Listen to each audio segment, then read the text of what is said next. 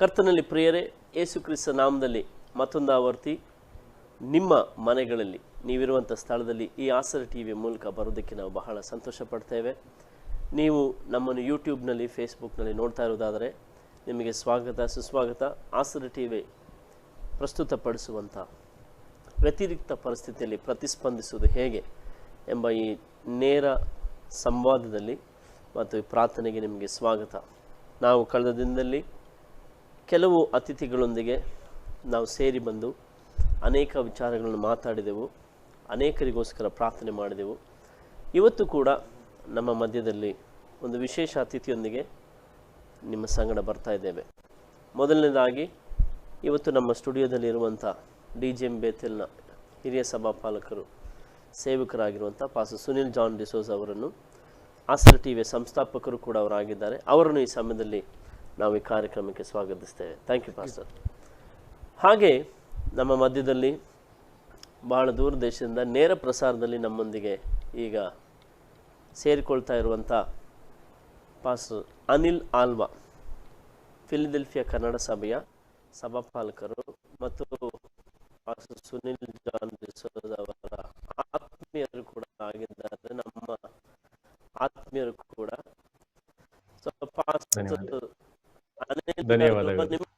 ಕೂಡ ನಾವು ಸ್ವಾಗತಿಸ್ತೇವೆ. ಈ ಕಾರ್ಯಕ್ರಮಕ್ಕೆ ನಿಮಗೆ ಸ್ವಾಗತ. ಇವತ್ತು ನಾವು ಈ ಒಂದು ಸಂವಾದವನ್ನು ಮುಂದುವರಿಸೋದಕ್ಕಿಂತ ಮೊದಲು, ಮಾತುಕತೆ ಮುಂದುವರಿಸುವ ಮೊದಲು ನಾವು ನಿಮ್ಮ ಗಮನಕ್ಕೆ ತರೋದಕ್ಕೆ ಬಯಸ್ತೇವೆ. ಇದು ಈ ಆಸರ ಟಿವಿಯ ಒಂದು ಪುಟ್ಟ ಪ್ರಯತ್ನ, ನಿಮ್ಮ ಪ್ರಶ್ನೆಗಳಿಗೆ ಉತ್ತರಿಸೋದಕ್ಕೆ ಮತ್ತು ನಿಮ್ಮ ಜೊತೆ ಸೇರಿ ಪ್ರಾರ್ಥನೆ ಮಾಡೋದಕ್ಕೆ.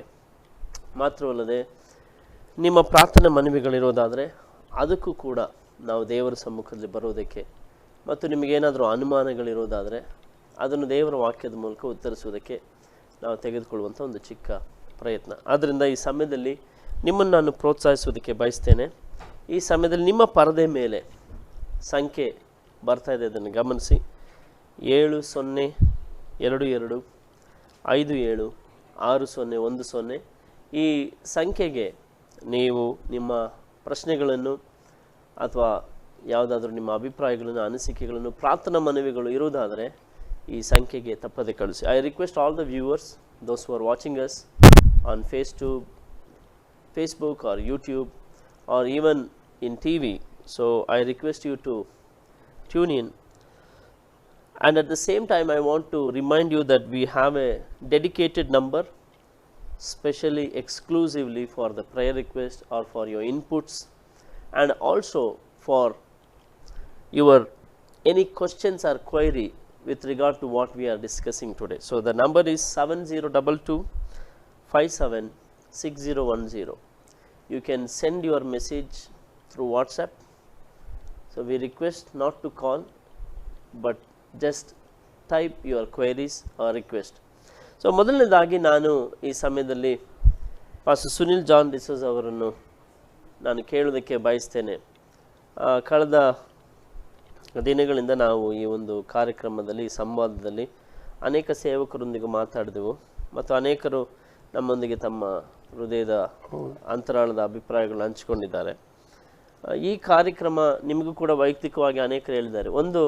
ಒಂದೆರಡು ನಿಮ್ಮ ಜೊತೆ ವೈಯಕ್ತಿಕವಾಗಿ ಹಂಚಿಕೊಂಡಂಥ ಅನುಭವಗಳನ್ನು ನಮ್ಮ ವೀಕ್ಷಕರಿಗೋಸ್ಕರ ನೀವು ಹೇಳ್ಬೇಕೆಂದು ಬಯಸ್ತೇನೆ.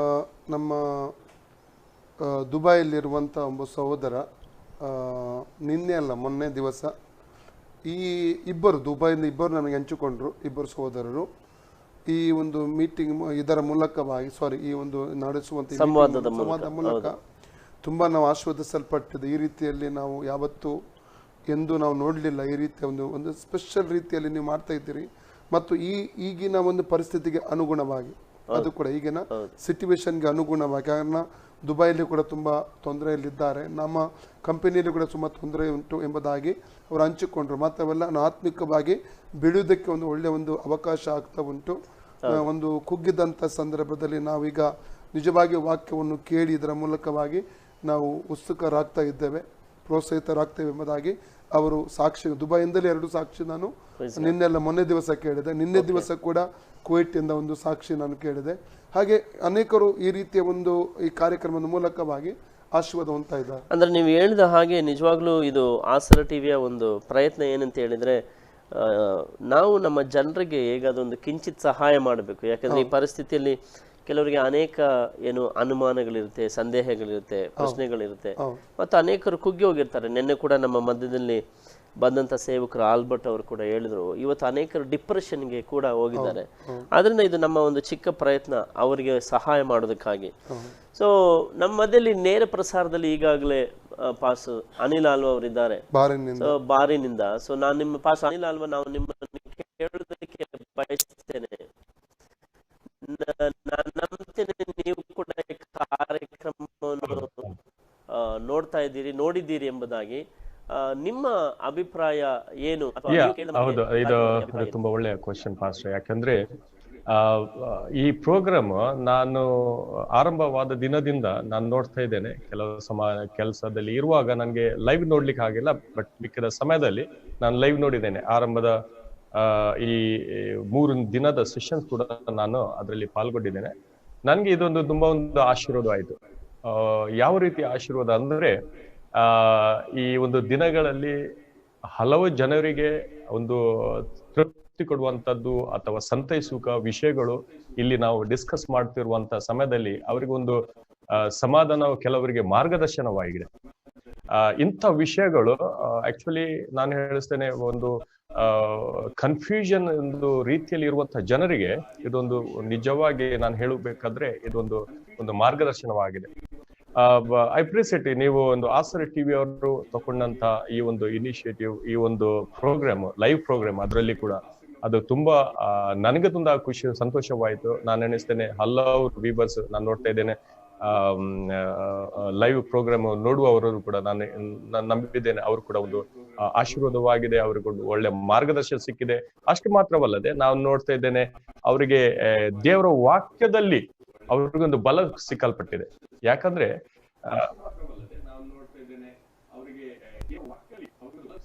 ಹೌದು, ನೀವು ಹೇಳಿದ ಹಾಗೆ ನಮ್ಮ ಮುಖ್ಯ ಉದ್ದೇಶ, ಮೂಲ ಉದ್ದೇಶ ಕೂಡ ಏನಂದ್ರೆ ದೇವರ ವಾಕ್ಯದ ಮೂಲಕ ಅವನ್ನ ಬಲಪಡಿಸೋದು. ಯಾಕಂದ್ರೆ ಅನೇಕರಲ್ಲಿ ಒಂದು ನೆಗೆಟಿವ್ ಆದ ಕ್ವಶನ್ ಇರುತ್ತೆ, ಯಾಕೆ ದೇವರು ಇಂಥದನ್ನ ಅನುಮತಿಸಿದ್ರು, ದೇವರು ಇದಕ್ಕೆ ಕಾರಣನ, ಇದಕ್ಕೆಲ್ಲ ಏನಂದ್ರೆ ತುಂಬಾ in their mind they will always think only negative things. ಆದರೆ ನಮ್ಮ ಒಂದು ಅಲ್ಪ ಪ್ರಯತ್ನ ಏನಂತ ಹೇಳಿದ್ರೆ, ದೇವರ ವಾಕ್ಯ ಏನು ಹೇಳುತ್ತೆ, ನಾವು ಹೇಗೆ ಅದನ್ನು ನೋಡಬೇಕು, ನಾವು ಹೇಗೆ ಪ್ರತಿಸ್ಪಂದಿಸಬೇಕು, ಇದಕ್ಕೆ ಭಯಪಡುವ ಅಗತ್ಯ ಇಲ್ಲ. ಯಾಕಂದರೆ ಸರ್ಕಾರ ಅವರ ಕೆಲಸ ಮಾಡ್ತಾ ಇದೆ. ಯಾಕಂದರೆ ಕೇವಲ ಭಾರತ ದೇಶದಲ್ಲಿ ಮಾತ್ರ ಅಲ್ಲ, ನಿಮ್ಮ ಬಹರಿನಲ್ಲಿ ಕೂಡ ಇರ್ಬೋದು, ಅಥವಾ ಅನೇಕ ಪಾಶ್ಚಾತ್ಯ ದೇಶಗಳಲ್ಲಿ, ಎಲ್ಲ ಕಡೆಗಳಲ್ಲಿ ಸರ್ಕಾರ ತಮ್ಮ ಕೆಲಸ ಮಾಡ್ತಿದೆ, ಸಂಘ ಸಂಸ್ಥೆಗಳು ತಮ್ಮ ಕೆಲಸ ಮಾಡ್ತಿದೆ, ಆಸ್ಪತ್ರೆ ಸಿಬ್ಬಂದಿಗಳು ಕೆಲಸ ಮಾಡ್ತಾ ಇದ್ದಾರೆ, ಯೋಧರು ಕೆಲಸ ಮಾಡ್ತಾ ಇದ್ದಾರೆ. ಅದರಿಂದ ನಮ್ಮ ಈ ಚಾನೆಲ್ ಮೂಲಕ ನಾವು ಮಾಡ್ತಿರೋ ಒಂದು ಕಿಂಚಿತ್, ಯಾಕೆಂದರೆ ಕ್ರೈಸ್ತರಲ್ಲಿ ಕೂಡ ನಮಗೆ ಗೊತ್ತಿರುವ ಹಾಗೆ ಕ್ರೈಸ್ತ ಸಮುದಾಯದಲ್ಲಿ ಕೇವಲ ಆಸರೆ ಚಾನೆಲ್ ಮಾತ್ರ ಅಲ್ಲ, ಬೇರೆ ಅನೇಕ ಚಾನೆಲ್ಗಳು ಕೂಡ ಇದೆ. ಯಾಕಂದರೆ ಅವರು ಕೂಡ ಅವರ ಉತ್ತಮ ಪ್ರಯತ್ನ ಮಾಡ್ತಾ ಇದ್ದಾರೆ. ಈಗ ನನಗೆ ತಿಳಿದಿರುವ ಹಾಗೆ ನಮ್ಮ ಉಡುಪಿಯಲ್ಲಿಯೇ ಇರುವಂಥ ಒಂದು ಕ್ರೈಸ್ತ ಚಾನೆಲ್ ಇದು ಒಂದು ಪ್ರಾರ್ಥನೆಯನ್ನು ಕೂಡ ನೇರ ಪ್ರಸಾರದಲ್ಲಿ ಮಾಡ್ತಾ ಇದ್ದಾರೆ. ಅನೇಕ ಸೇವಕರನ್ನು ಕರೆದು ಪ್ರಾರ್ಥಿಸ್ತಾ ಇದ್ದಾರೆ. ಅವರ ಉತ್ತಮವಾದ ಒಂದು ಮಾಡ್ತಾರೆ. ನಮ್ಮ ಒಂದು ಅಲ್ಪ ಪ್ರಯತ್ನ ಏನಂತ ಹೇಳಿದ್ರೆ, ನಾವು ಕೂಡ ಇದರ ಮೂಲಕ ಜನರನ್ನು ಹೇಗಾದರೂ ಸಹಾಯ ಮಾಡಬೇಕು, ಅವರಿಗೆ ತಲುಪಬೇಕು, ಅವ್ರಿಗೆ ನಾವು ಒಂದು ಆಶೀರ್ವಾದಕರವಾಗಿರ್ಬೇಕು ಎಂಬುದಾಗಿ. ಓಕೆ ಪಾಸ್ಟರ್ ಅನಿಲ್ ಆಲ್ವಾ, ನಾನು ಮೊದಲನೇದಾಗಿ ನಿಮ್ಮನ್ನು ಪ್ರಶ್ನೆ ಕೇಳೋದಕ್ಕೆ ಬಯಸ್ತೇನೆ.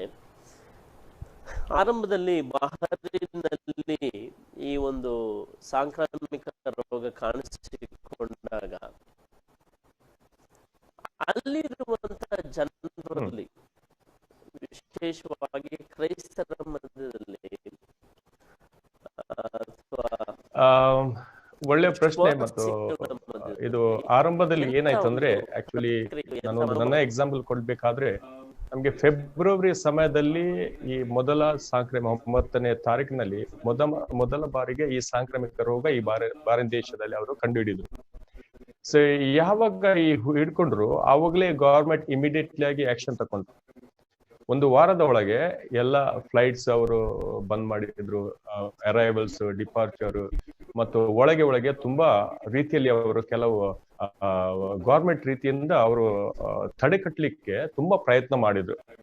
ಮತ್ತು ಇಮಿಡಿಯೇಟ್ಲಿ ಆಗಿ ಜನರಿಗೆ ಅವರು ಅವೇರ್ನೆಸ್ ಕೊಡ್ಲಿಕ್ಕೆ ಸ್ಟಾರ್ಟ್ ಮಾಡಿದ್ರು. ಆದ್ರೆ ಏನಾಗಿದೆ ಅಂದ್ರೆ ಜನರು ಅದು ಅಷ್ಟೊಂದು ವಿಶೇಷ, ಅದು ಅಷ್ಟೊಂದು ಗಂಭೀರತೆಯಲ್ಲಿ ತಕೊಳ್ಳಿಲ್ಲ.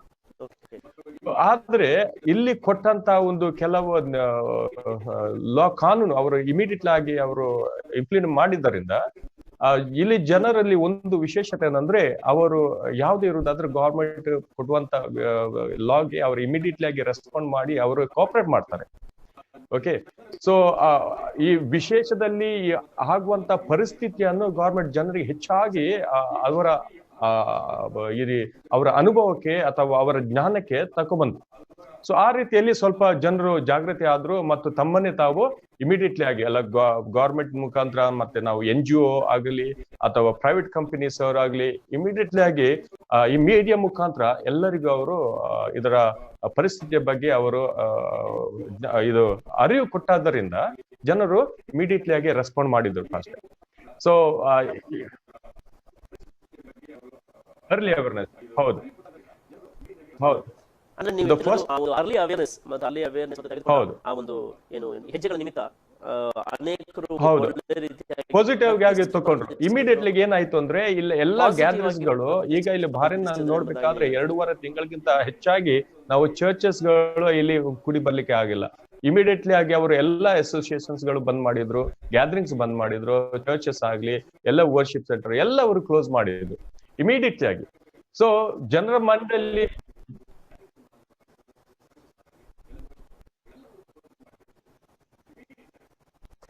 ಯಾಕಂದ್ರೆ ನನಗೆ ಕೂಡ ನೆನಪಿದೆ, ನಮ್ಮ ಭಾರತ ದೇಶದಲ್ಲಿ ಕೂಡ ಈ ಒಂದು ಮೊದಲನೇ ಬಾರಿ ಜನತಾ ಕರ್ಫ್ಯೂ ದಿನದಲ್ಲಿ ನಮ್ಮ ರಾಷ್ಟ್ರದ ಪ್ರಧಾನಮಂತ್ರಿ ಶ್ರೀ ನರೇಂದ್ರ ಮೋದಿ ಅವರು ಜನತಾ ಕರ್ಫ್ಯೂ ಕೊಟ್ಟ ದಿನದಿಂದಲೇ ನಮ್ಮ ಬೆಂಗಳೂರು ಸಭೆಗಳಿರುವಂತಹ ಎಲ್ಲ ಅಸೋಸಿಯೇಷನ್, ಮುಖ್ಯವಾಗಿ ಪಾಸ್ಟರ್ ಯಶವಂತ್ ಕುಮಾರ್ ಅವರು ಅಧಿಕೃತವಾಗಿ ಕೂಡ ಏನೊಂದು ಮೆಸೇಜ್ ಅನ್ನು ಎಲ್ಲರಿಗೂ ಕೊಟ್ಟರು.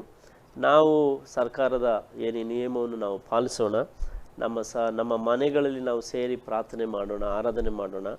ಯಾಕಂದರೆ ಇದು ಭಯಪಡುವ ಅಗತ್ಯ ಇಲ್ಲ. ಯಾಕಂದರೆ ನಾವು ಕಾನೂನು ಸರ್ಕಾರ ತೆಗೆದುಕೊಳ್ಳುವಂಥ ಹೆಜ್ಜೆಗಳನ್ನ ನಾವು ಪಾಲಿಸಬೇಕಾಗ್ತದೆ. ಅದು ಜನರ ಒಳಿತಿಗಾಗಿರೋದ್ರಿಂದ ನಾವು ಅದನ್ನು ಮಾಡಬೇಕು.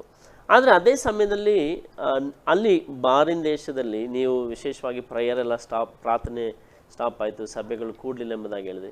ಆದರೆ ಅವರ ಮಧ್ಯದಲ್ಲಿ ಅವರ ಮನಸ್ಸಿನಲ್ಲಿ ಏನು ಮನೋಭಾವ ಇತ್ತು? What was the initial response? ಮಾಡ್ಬೇಕಾದ್ರೆ ಈಗ ಚರ್ಚಸ್ ಬಗ್ಗೆ, ನಮ್ಮ ಆರಾಧನಾ ಆಲಯ ಬಗ್ಗೆ ನಾವು ನೋಡ್ಬೇಕಾದ್ರೆ ಒಂದು ಉದಾಹರಣೆಗಾಗಿ ಅವರು ಜನರ ಮಧ್ಯದಲ್ಲಿ ಒಂದು ಕಳವಳ ಆಯ್ತು, ಗೊಂದಲ ಆಯ್ತು. ಇದು ಯಾಕೆಪ್ಪ, ಇದು ಎಷ್ಟೊಂದು ಸೀರಿಯಸ್, ಅವರು ಬಂದ್ ಮಾಡಿದ್ದು ಸರಿಯಾ? ಕೆಲವರಿಗೆ ಹಲವು ಪ್ರಶ್ನೆಗಳು ಬಂತು. ಆದರೆ ನಾವು ಯಾವ ಕೋಆಪರೇಟಿವ್ ಮಾಡಿದಂದ್ರೆ ನಾವು ಮನೆಯಲ್ಲಿ ಕೂಡ ನಾವು ಎಲ್ಲರಿಗೆ ಮೆಸೇಜ್ ಹಾಕಿದ್ದೆವು, ನಾವು ಕರೆ ಕೊಟ್ಟೆವು, ಮನೆಯಲ್ಲಿ ನೀವು ಕೂಡಿ ಕುಟುಂಬವಾಗಿ ನಾವು ಪ್ರಾರ್ಥನೆ ಮಾಡುವ. ಈಗ ಪರಿಸ್ಥಿತಿ ಹದಗೆಟ್ಟಿದ್ರು ಆ ಎಲ್ಲಾ ಪರಿಸ್ಥಿತಿಯಲ್ಲಿ ನಮ್ಗೆ ಒಂದು ಸಹಾಯವಿದೆ, ಅದು ನಮ್ಮ ಪ್ರಾರ್ಥನೆ. ದೇವ ಜನರು ನಾವು ಪ್ರಾರ್ಥಿಸಬೇಕು ಮತ್ತು ವಿಷಯಗಳನ್ನು ಇಟ್ಟುಕೊಂಡು ನಾವು ಪ್ರಾರ್ಥಿಸಬೇಕು ಅನ್ನುವಂತ ರೀತಿಯಲ್ಲಿ ನಾವು ಸತತವಾಗಿ ಎಲ್ಲಾ ಸಭೆಗಳಲ್ಲಿ ದೇವಜನರು ನಾವು ಪ್ರಾರ್ಥನೆ ಇಲ್ಲಿ ನಾವು ಮಾಡ್ಲಿಕ್ಕೆ ಪ್ರಾರಂಭ ಮಾಡಿದೆವು. ಸೊ ಆದ ಕಾರಣ ಅದರ ಪರಿಣಾಮವಾಗಿ ಏನಾಯ್ತು ಅಂದ್ರೆ ಕಂಪ್ಲೀಟ್ ಲಾಕ್ಡೌನ್ ಇನ್ನೂ ಕೂಡ ಮಾಡಿಲ್ಲ. ದೇವರ ಕೃಪೆ, ದೇವರ ದಯ ಆಗಿದೆ. ಪಾರ್ಷಿಯಲ್ ಲಾಕ್ಡೌನ್ ಮಾಡಿಕೊಂಡು ಅಷ್ಟೊಂದು ವಿಪರೀತವಾಗಿ ಇದು ಪ್ರಾಬ್ಲಮ್ ಅಲ್ಲಿ ಬಾರಿನ ಸಿಲುಕಿಲ್ಲ. ಹೌದು, ಆಗ್ಲಿಲ್ಲ. ಅದು ದೇವರಿಗೆ ಸ್ತೋತ್ರ, ಎಲ್ಲರೂ ಸೇಫ್ ಆಗಿದ್ದಾರೆ. ಅದು ನಮ್ಗೆ ತುಂಬಾ ಕೇಸಸ್ ಗಳು ಇದೆ. ಆದ್ರೂ ಕೂಡ ಗವರ್ಮೆಂಟ್ ಅಂತ ಒಂದು ತಕ್ಕ ಒಂದು ಪರಿಸ್ಥಿತಿಯನ್ನು ಅವರ ಹತೋಟಿಯಲ್ಲಿ ತಗೊಂಡಿದ್ದಾರೆ. ಸೊ ಅದು ಒಂದು ದೇವರಿಗೆ ಸ್ತೋತ್ರ ಹೇಳಲಿಕ್ಕೆ ಇಷ್ಟಪಡ್ತೇನೆ. ಯಾಕಂದ್ರೆ ನೋಡಿ, ನಾವು ಒಂದು ಮಾತ್ರ ಹೇಳಲಿಕ್ಕೆ ಇಷ್ಟಪಡ್ತೇನೆ, ದೇವಜನರ ಪ್ರಾರ್ಥನೆ ತಿಮೋತಿಯ ಎಲ್ಲ ಪುಸ್ತಕದಲ್ಲಿ 2ನೇ ಅಧ್ಯಾಯದಲ್ಲಿ ಹೇಳ್ತದೆ, ನಾವು ಇರುವಂತ ದೇಶದ ಅಧಿಕಾರಿಗಳಿಗೋಸ್ಕರ ಪ್ರಾರ್ಥಿಸಿರಿ. ಇಲ್ಲಿ ದೇವಜನರ ಪ್ರಾರ್ಥನೆ ಏನ್ ಮಾಡಿತಂದ್ರೆ ಅವ್ರಿಗೆ ಜ್ಞಾನ ಸಿಗಲ್ಪಟ್ಟಿತ್ತು. ಸೊ ಆ ಒಂದು ಒಳ್ಳೆ ರೀತಿಯಲ್ಲಿ ಅವರು ಎಲ್ಲಾ ಹತೋಟಿಯನ್ನು ಅದನ್ನು ತಮ್ಮ ಕೈಗೆ ಇಟ್ಕೊಳ್ಳುವಂತೆ ದೇವರ ಜ್ಞಾನವೇ ಅಲ್ಲಿ ನಾನು ಸಹಾಯ ಮಾಡುತ್ತಂತ ನಾನು ನಂಬಿಕೊಳ್ತೇನೆ. ಹಾಗೆ ಖಂಡಿತ ಖಂಡಿತ ಖಂಡಿತ ಖಂಡಿತ ಅದೇ ನಮ್ಮ ಉದ್ದೇಶ ಕೂಡ ಪಾಸ್. ಯಾಕಂದ್ರೆ ನನಗೆ ಕೂಡ ನೆನಪಿದೆ, ಆರಂಭದ ದಿನಗಳಲ್ಲಿ ಇವನ್ ನಾನು ಪಾಸ್ ಸುನಿಲ್ ಕೇಳಕ್ಕೆ ಬಯಸ್ತೇನೆ, ಈ ಸಾಂಕ್ರಾಮಿಕ ರೋಗ ಬಂತ ನಮ್ಮ ದೇಶದಲ್ಲಿರುವಂತ, ನೀವು ಊರಿನಲ್ಲಿ ಇರಲಿಲ್ಲ, ವಿದೇಶದಲ್ಲಿ ಇದ್ರಿ. ಆಗ ನಿಮ್ಮ ಮೊದಲನೇ ಜನರಲ್ಲಿ ಏನು ಮನೋಭಾವವನ್ನು ನೀವು ನೋಡಿದ್ರಿ? ಯಾವ ರೀತಿ ಇತ್ತು? ನಾನು ವಿದೇಶದ ಪಾಸ್ ಅನಿಲ್ ಅವರ ಮನೆಯಲ್ಲಿದ್ದೆ ಆ ಟೈಮಲ್ಲಿ. ಮತ್ತೆ ಗೊತ್ತಾಯ್ತು ಅವರಿಗೇನು ಪ್ರಾಬ್ಲಮ್ ಆಗಬಹುದೆಂಬುದಾಗಿ.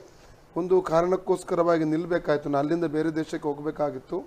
ನನ್ನ ಮಗಳು ಅವಳ ವಿದ್ಯಾಭ್ಯಾಸಕ್ಕಾಗಿ ಬೇರೆ ಕಡೆಗೆ ಅವಳು ಹೋಗಬೇಕಾಗಿ ಇಬ್ಬರು ನಾವು ಅಲ್ಲಿದ್ದೆವು.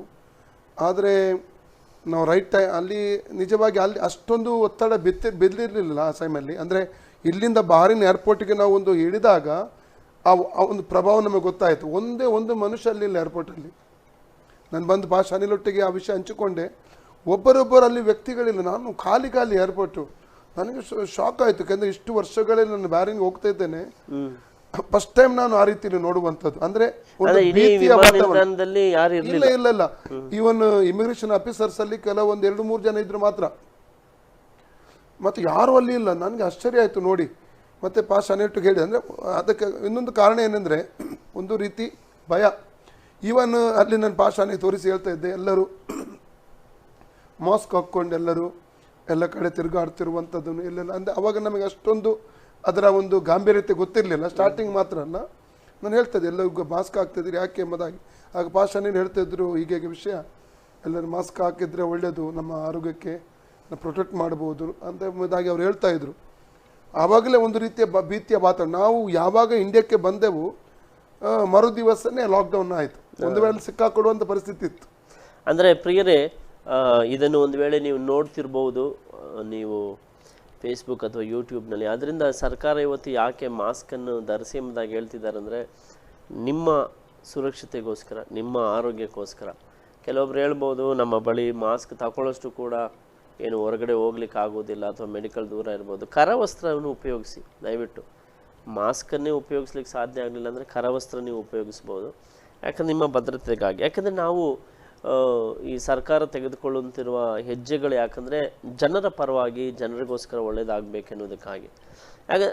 ಈಗ ಪಾಸ್ ಅನಿಲ್ ಅವರು ಆಗಲೇ ಮಾತಾಡುವಾಗ ಒಂದು ಮಾತು ಹೇಳಿದರು. ಅವರು ಜಾಗೃತಿಯನ್ನು ಮೂಡಿಸಿದ್ರು, ಅದೇ ಸಮಯದಲ್ಲಿ ಸಭೆಗಳಲ್ಲಿ ಎಲ್ಲ ವಿಶ್ವಾಸಿಗಳ ಜೊತೆ ಪ್ರಾರ್ಥನೆ ಕೂಡ ಮಾಡಿಸಿದರು.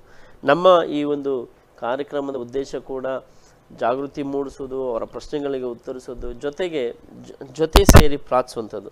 ಇವತ್ತು ಕೂಡ ನಾವು ಪ್ರಾರ್ಥನೆ ಮಾಡಲಿಕ್ಕಿದ್ದೇವೆ.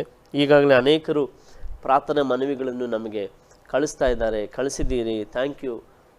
ನಿಮ್ಮ ಅಭೂತಪೂರ್ವವಾದಂಥ ಒಂದು ಪ್ರತಿಸ್ಪಂದಿಸಿದ್ದಕ್ಕಾಗಿ ನಾವು ನಿಮಗೆ ವಂದನೆ ಹೇಳ್ತೇವೆ. ಈ ಸಮಯದಲ್ಲಿ ನಾವು ಮೊದಲನೇದಾಗಿ ಶ್ರೀವಿದ್ಯಾ ಅನ್ನೋರು ಈ ಸಮಯದಲ್ಲಿ ಪ್ರಾರ್ಥನಾ ಮನವಿ ನಮಗೆ ಕಳಿಸಿದ್ದಾರೆ. ಏನಂತ ಹೇಳಿದ್ರೆ, ಬಹಳಷ್ಟು ಗಲಿಬಿಲಿ, ಕನ್ಫ್ಯೂಷನ್ ಇದೆ ಮತ್ತು ಕೋಪ, ಕುಟುಂಬದಲ್ಲಿ ಸಮಾಧಾನ ಇಲ್ಲ ಎಂಬುದಾಗಿ ಹೇಳಿ. ಸೊ ನಾನು ಮೊದಲನೇದಾಗಿ ಕೇಳ್ಕೊಳ್ತೇನೆ, ನಮ್ಮ ಮಧ್ಯದಲ್ಲಿ ಪಾಸ್ಟರ್ ಅನಿಲ್ ಆಲ್ವಾ ಅವರು ಇವರಿಗಾಗಿ ಪ್ರಾರ್ಥಿಸುವಂತೆ ಕೇಳ್ಕೊಳ್ತೇನೆ.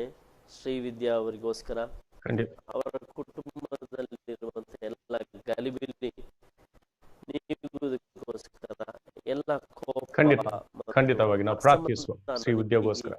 ತಂದೆಯಾದ ದೇವರೇ, ನಮ್ಮ ಕರ್ತನಾದ ಯೇಸು ನಾಮದಲ್ಲಿ ನಿನಗೆ ಸ್ತೋತ್ರ ಸಲ್ಲಿಸ್ತೇವೆ. ನಿನ್ನ ಪರಿಶುದ್ಧ ಈ ಒಂದು ಸಿಂಹಾಸನ ಮುಂದೆ ಈ ನಮ್ಮ ಸಹೋದರಿ ಶ್ರೀವಿದ್ಯಾಗೋಸ್ಕರ ನಾವು ಬೇಡಿಕೊಳ್ಳುವರಾಗಿದ್ದೇವೆ. ನಿನ್ನ ವಾಕ್ಯದಲ್ಲಿ ನಾವು ನೋಡ್ತೇವೆ, ಎಲ್ಲಿ 2-3 ಏಕ ಮನಸ್ಸುಳ್ಳವರಾಗಿ ಯಾಕೆ ವಿಷಯಗೋಸ್ಕರ ಪ್ರಾರ್ಥಿಸುವುದಾದ್ರೆ ಅದನ್ನು ನೀನು ಉತ್ತರಿಸುವುದಾಗಿ ಹೇಳಿದ್ದಿ ಕರ್ತನೆ. ಈ ನಿನ್ನ ವಾಗ್ದಾನದೊಂದಿಗೆ, ನಂಬಿಕೆ ಮತ್ತು ನಿರೀಕ್ಷೆದೊಂದಿಗೆ ನಾವು ಬಂದಿದ್ದೇವೆ. ಈ ಶ್ರೀವಿದ್ಯಾ ಅವರ ಕುಟುಂಬಗೋಸ್ಕರ ನಾವು ಕೇಳಿಕೊಳ್ಳುವರಾಗಿದ್ದೇವೆ. ಸಮಾಧಾನ ಕುಟುಂಬವಾಗಿ ಒಂದು ಗೂಡಿಸದ ದೇವರು ನೀನು ಕರ್ತನೆ. ಈ ಕುಟುಂಬ ನಿನ್ನ ವಾಕ್ಯದ ಎಫೆಸದಲ್ಲಿ ನಾವು ನೋಡ್ತೇವೆ, ಎಲ್ಲಾ ಈ ಲೋಕದ ಕುಟುಂಬವು ನಿನ್ನನ್ನೇ ದೃಷ್ಟಿಸುವರಾಗಿದ್ದೇವೆ. ಯಾಕಂದ್ರೆ ಸಮಾಧಾನವು, ಬಲವು, ರಕ್ಷಣೆಯು ನಿನ್ನಿಂದಲೇ ನಮಗೆ ಸಿಗಲ್ಪಡ್ತದೆ ಕರ್ತನೆ. ಈ ಶ್ರೀವಿದ್ಯಾ ಅವರಿಗೆ ಕರ್ತನೆ ಬೇಕಾದ ಜ್ಞಾನ, ಆ ಜ್ಞಾನದ ಮುಖಾಂತರ ಎಲ್ಲ ಅವರ ಕುಟುಂಬದ ಮಧ್ಯದಲ್ಲಿ ಇರುವ ಕನ್ಫ್ಯೂಷನ್ ಅದು ನೀಗಲ್ಪಡಲಿ. ನಜರೇತಿನ ಯೇಸು ನಾಮದಲ್ಲಿ ಕರ್ತನೆ ನಾ ಪ್ರಾರ್ಥಿಸುವನಾಗಿದ್ದೇನೆ. ಅವರ ಜೀವಿತದಲ್ಲಿ ಒಂದು ಹೊಸ ಅದ್ಭುತ ನೀನು ಮಾಡಬೇಕು ಕರ್ತನೆ. ನಿನ್ನ ಸಮಾಧಾನವನ್ನು ಕೊಡಬೇಕು, ಸ್ವಸ್ಥತೆ ಕುಟುಂಬಕ್ಕೆ ಕೊಡಬೇಕು. ಯಾವ ವಿಷಯದಲ್ಲಿ ಗಲಿಬಿಲಿ ಪರಿಸ್ಥಿತಿಯಲ್ಲಿ ಇದೆ, ಆ ಗಲಿಬಿಲಿಗಳು ಯೇಸು ನಜರೇತಿನ ನಾಮದಲ್ಲಿ ಬಿಟ್ಟು ಹೋಗಲಿ ಕರ್ತನೆ. ನೀನೇ ಸಮಾಧಾನದಾಯಕನಾದ ನಿಮಿತ್ತವಾಗಿ ನಾವು ಇಶಾಯ ಪುಸ್ತಕದಲ್ಲಿ ಹೇಳಿದಂತೆ 9ನೇ ಅಧ್ಯಾಯದಲ್ಲಿ ಸಮಾಧಾನ ರಾಜನು ನೀನು ಅಂತ ವಾಕ್ಯದಲ್ಲಿ ಹೇಳ್ತಾ ಇದೆ. ಈ ಕುಟುಂಬಕ್ಕೆ ನೀನು ಬಿಡುಗಡೆ ಕೊಡು, ತೃಪ್ತಿ ಕೊಡು, ಆರೋಗ್ಯ ಕೊಡು ಕರ್ತನೆ. ಮತ್ತು ಯೇಸು ನಾಮದಲ್ಲಿ ನಾ ಬೇಡುವಾಗ ಅವರನ್ನು ಆಶೀರ್ವದಿಸಿದ್ದೇವೆ. ತಂದೆ, ಮಗ, ಪವಿತ್ರ ಆತ್ಮ ನಾಮದಲ್ಲಿ ಬಿಡುಗಡೆ ಆ ಕುಟುಂಬಕ್ಕೆ ನಾವು ಘೋಷಿಸುವರಾಗಿದ್ದೇವೆ. ನಿನ್ನ ಅಭಿಷೇಕ ಅವರ ಕುಟುಂಬದ ಮೇಲೆ ಇಳಿದು ಬರಲಿ ಮತ್ತು ಈ ಕುಟುಂಬ ನಿನ್ನ ನಾಮಗೋಸ್ಕರ ಪ್ರಜ್ವಲಿಸುವಂತದ್ದಾಗಲಿ. ಈ ಕುಟುಂಬದ ವಿರುದ್ಧ ಕಾರ್ಯ ಮಾಡೋ ಎಲ್ಲ ಅಂಧಕಾರ ಬಲಗಳು ಹಾಲುಲೆ ಯೆಶಾಯನ 54 ಅಧ್ಯಾಯದ 17 ವಚನ ಅನುಸಾರವಾಗಿ ಈ ಕುಟುಂಬದ ವಿರುದ್ಧವಾಗಿ ಕಾರ್ಯ ಮಾಡುವ ಸೈತಾನನ ಕಾರ್ಯಗಳು, ಕೋಟ ಕೊತ್ತಲುಗಳು ಲಯವಾಗಲಿ ಮತ್ತು ತಂದೆ ಮಗ ಪವಿತ್ರ ಆತ್ಮನಾಮದಲ್ಲಿ ಈ ಕುಟುಂಬಕ್ಕೆ ಬಿಡುಗಡೆಯನ್ನು ಘೋಷಿಸಿದ್ದೇವೆ, ಸ್ವಸ್ಥತೆ ಘೋಷಿಸಿದ್ದೇವೆ, ಸಮಾಧಾನ ಘೋಷಿಸಿದ್ದೇವೆ ಮತ್ತು ನಿನ್ನ ದೈವ ಜ್ಞಾನವನ್ನು ಕೇಳಿಕೊಂಡಿದ್ದೇವೆ. ಘನ ಗೌರವ ನಿನಗೆ ಸಲ್ಲಿಸ್ತೇವೆ. ಆಶೀರ್ವಾದಕ್ಕೆ ಸ್ತೋತ್ರವಾಗಲಿ ಯೇಸು ನಾಮದಲ್ಲಿ. Amen. Amen. Praise. Thank you so much pastor. Pastor Sunil ಅವರೇ, ನಾನು ಈ ಒಂದು ಕಾರ್ಯಕ್ರಮ ನೋಡುವಾಗ ಬಹಳಷ್ಟು ಕಮೆಂಟ್ಗಳು ಕೂಡ ನಮ್ಗೆ ಆಗ್ತಾ ಇದ್ದಾರೆ ಈ ಲೈವ್ ಪ್ರೋಗ್ರಾಮ್ನಲ್ಲಿ. ಅನೇಕರು ಕುವೈಟ್ನಿಂದ, ದುಬೈನಿಂದ ಈ ಸಮಯದಲ್ಲಿ ನೇರ ಪ್ರಸಾರದಲ್ಲಿದ್ದಾರೆ. ಅವರು ನೋಡ್ತಾ ಇದ್ದಾರೆ. ಅವ್ರು ಹೇಳ್ತಾ ಇದ್ದಾರೆ, ವಿಶೇಷವಾಗಿ ಒಬ್ಬರು ಕೂಡ ಆಫ್ರಿಕಾದಿಂದಲೂ ನೋಡ್ತಾ ಇದ್ದಾರೆ. ಹಾಗೆ ಒಬ್ಬರು ಕೇಳಿದ್ದಾರೆ, ಯಾವಾಗ ನಾವು ಒಬ್ರು ಹೇಳಿದ್ದಾರೆ, ಯಾವಾಗ ನಾವು ನೆಲದ ಕಾನೂನಿಗೆ ವಿಧೇಯರಾಗ್ತೇವೋ ಆಗ ಎಲ್ಲವೂ ಕೂಡ ಉತ್ತಮವಾಗಿರ್ತದೆ ಎಂಬುದಾಗಿ ನಮ್ಮದಲ್ಲಿ ವತನ್ ಶೆಟ್ಟಿಗಾರ್ ಅವರು ಆಫ್ರಿಕಾದಿಂದ ಅವರು ನೋಡಿ ಇದನ್ನು ಕಮೆಂಟ್ ಮಾಡ್ತಾ ಇದ್ದಾರೆ. ಹಾಗೆ ಖ್ಯಾತಿ ಅನ್ನೋರು ಕೂಡ ಈ ಸಮಯದಲ್ಲಿ ಹೇಳಿದ್ದಾರೆ, ನೀವು ಬಹಳ ಒಳ್ಳೆ ಕೆಲಸ ಮಾಡ್ತಿದ್ದೀರಿ, ದೇವರು ನಿಮಗೆ ಸಹಾಯ ಮಾಡಲಿ ಎಂಬುದಾಗಿ ಹೇಳಿ. ಹಾಗೆ ದುಬೈನಲ್ಲಿ ನಿತಿನ್ ಮೂಲ್ಯ ಅನ್ನೋರು ಕೂಡ ಈ ಸಮಯದಲ್ಲಿ ಕಮೆಂಟ್ ಮಾಡಿದ್ದಾರೆ, ನಮಗೆ ದುಬೈನಲ್ಲಿ ಕಾಟನ್ ಮಾಸ್ಕ್ ದೊರಕ್ತಾ ಇದೆ, ನಾವು ಅದನ್ನು ವಾಶ್ ಮಾಡಿ ರೀಯೂಸ್ ಮಾಡ್ತಾ ಇದ್ದೇವೆ ಎಂಬುದಾಗಿ. ಹಲವಾರು ರೀತಿಯಲ್ಲಿ ನಾವು ಅದನ್ನು ಉಪಯೋಗಿಸ್ಕೊಳ್ಬೋದು. ಇಲ್ಲಿ ಕೂಡ ನಮ್ಮಲ್ಲಿ ಕೂಡ ಬಹಳಷ್ಟು ಜನ ಮಾಸ್ಕನ್ನು ಧರಿಸಿ ಎಂಬುದಾಗಿ ನಾವು ಮತ್ತೊಮ್ಮೆ ಕೇಳಿಕೊಳ್ತೇವೆ, ವಿನಂತಿಸ್ತೇವೆ ಈ ಒಂದು ಚಾನೆಲ್ ಮೂಲಕ. ಹಾಗೆ ಕೆಲವರು ನಿಮಗೆ ಮಾಸ್ಕ್ ಧರಿಸಲಿಕ್ಕೆ ಆಗದಿದ್ದರೆ ಕರವಸ್ತ್ರಗಳನ್ನು ಕೂಡ ನೀವು ಧರಿಸಬಹುದು. ಈ ಸಮಯದಲ್ಲಿ ನಾವು ಮುಂದುವರೆದು ಪ್ರಾರ್ಥನೆ ಮಾಡೋಣ. ನಮ್ಮದಲ್ಲಿ ಮತ್ತೊಬ್ಬರು ಪ್ರಾರ್ಥನೆ ಮನವಿ ಕೇಳಿದ್ದಾರೆ, ಮರಿಯಾ ಮಾಲ್ಗೆ ಎನ್ನುವರು. ಅವರು ಅವರಿಗಾಗಿ ಮತ್ತು ಅವರ ಕುಟುಂಬಕ್ಕಾಗಿ ಪ್ರಾರ್ಥಿಸುವಂತೆ ಕೇಳಿಕೊಂಡಿದ್ದಾರೆ. ಸೊ ಈ ಸಮಯದಲ್ಲಿ ನಾನು ಪಾಸ್ಟರ್ ಸುನಿಲ್ ಅವ್ರನ್ನ ಕೇಳ್ಕೊಳ್ತೇನೆ, ಮರಿಯಾ ಮಾಲ್ಗೆ ಅವರಿಗೋಸ್ಕರ ಪ್ರಾರ್ಥಿಸುವಂತೆ. ನಾವು ಸಿಸ್ಟರ್ ಮರಿಯಾ ಮಾಲ್ಗೆ ಅವರಿಗೆ ಪ್ರಾರ್ಥಿಸುವ. ತಂದೆಯಾದ ದೇವರೇ, ಯೇಸುವಿನ ನಾಮದಲ್ಲಿ ಪರಿಶುದ್ಧಾತ್ಮನ ಸಹಾಯದೊಂದಿಗೆ ನಿನ್ನ ಪಾದಕ್ಕೆ ನಾವು ಬಂದಿದ್ದೇವೆ. ಸಹೋದರಿ ಮರಿಯಾ ಮಾಲ್ಗೆ ಅವರಿಗಾಗಿ, ಅವರ ಕುಟುಂಬಕ್ಕಾಗಿ ನಾವು ಪ್ರಾರ್ಥಿಸುತ್ತೇವೆ. ಅವರ ವಿಷಯವನ್ನು ತಿಳಿದಂಥ ದೇವರು ಮ್ಯಾಥ್ಯೂ 6:8 ಹೇಳ್ತದೆ, ನಾವು ಪ್ರಾರ್ಥನೆ ಮಾಡೋದಕ್ಕಿಂತ ಮುಂಚಿತವಾಗಿಯೇ ನೀನು ನಮ್ಮ ಎಲ್ಲ ವಿಷಯಗಳನ್ನು ಅರಿತಂಥ ದೇವರು, ನೀನು ಮಾತ್ರ ಸರ್ವಶಕ್ತನು ಬಿಡುಗಡೆ ಕೊಡುವಾತನು. ಅಪ್ಪ, ಕರೆದಾಗ ಹತ್ತಿರವಿರುವಂಥ ದೇವರು ನೀನೊಬ್ಬನು ಮಾತ್ರ ಸ್ವಾಮಿ. ಕರ್ತನೆ, ಈ ಮಗಳ ಜೀವಿತದಲ್ಲಿ ಕುಟುಂಬದಲ್ಲಿ ಬೇಕಾದ ಬಿಡುಗಡೆಯನ್ನು ನೀನು ಪರಲೋಕದಿಂದ ದಯಪಾಲಿಸಿ ಕೊಡಬೇಕೆಂಬುದಾಗಿ ಕರ್ತನೆ ಪ್ರಾರ್ಥನೆ ಮಾಡ್ತಾ ಇದ್ದೇನೆ. ಕೀರ್ತನೆ 50:15, ಕಷ್ಟ ಕಾಲದಲ್ಲಿ ನಿನಗೆ ಮೊರೆಯಿಡಿರಿ, ನಾನು ನಿಮ್ಮನ್ನು ಬಿಡುಗಡೆ ಮಾಡ್ತೇನೆ, ನೀವು ನನ್ನನ್ನು ಕೊಂಡಾಡ್ತೀರಿ ಎಂಬುದಾಗಿ ಹೇಳಿ ವಾಕ್ಯ ಪ್ರಕಾರವಾಗಿ ಒಂದು ಬಿಡುಗಡೆ ಅವರು ಕಾಣುವಾಗೆ ನೀನು ಸಹಾಯ ಮಾಡಬೇಕೆಂಬುದಾಗಿ ಕರ್ತನೆ ಪ್ರಾರ್ಥಿಸುತ್ತಾನೆ. ಪ್ರಾರ್ಥನೆ ಕೇಳಿದ್ದಕ್ಕ ಸ್ತೋತ್ರ, ಯೇಸುವಿನ ಹೆಸರಲ್ಲಿ ತಂದೆಯೇ, ಆಮೆನ್. ಆಮೆನ್. ಪ್ರಿಯರೇ, ನಾವು ನಿಮ್ಮನ್ನು ಎನ್ಕರೇಜ್ ಮಾಡ್ತೇವೆ. ಈ ಸಮಯದಲ್ಲಿ ನಿಮ್ಮ ಪರದೆ ಮೇಲೆ ಬರ್ತಾ ಇರುವಂಥ ಸಂಖ್ಯೆಗೆ ನಿಮ್ಮ ಸಂದೇಶಗಳನ್ನು, ನಿಮ್ಮ ಪ್ರಶ್ನೆಗಳನ್ನು, ನಿಮ್ಮ ಪ್ರಾರ್ಥನಾ ಮನವಿಗಳನ್ನು ಕಳಿಸಿ. ಆ ಸಂಖ್ಯೆಯನ್ನು ನಾನು ನಿಮಗೋಸ್ಕರ ಓದಿ ಹೇಳ್ತೇನೆ. 7022576010. I will repeat again. Please send your prayer request, your questions or any query or compliments or inputs to this number. The number is as follows: 7022576010. So ಹಾಗೆ ನಾವು ಪ್ರಾರ್ಥನೆಯಲ್ಲಿ ಮುಂದುವರಿಯೋಣ. ಇನ್ನೂ ಸ್ವಲ್ಪ ಕೆಲವರು ಪ್ರಾರ್ಥನೆ, ಇವತ್ತು ಅನೇಕ ಪ್ರಾರ್ಥನೆ ಮನವಿಗಳು ನಮಗೋಸ್ಕರ ಇದೆ.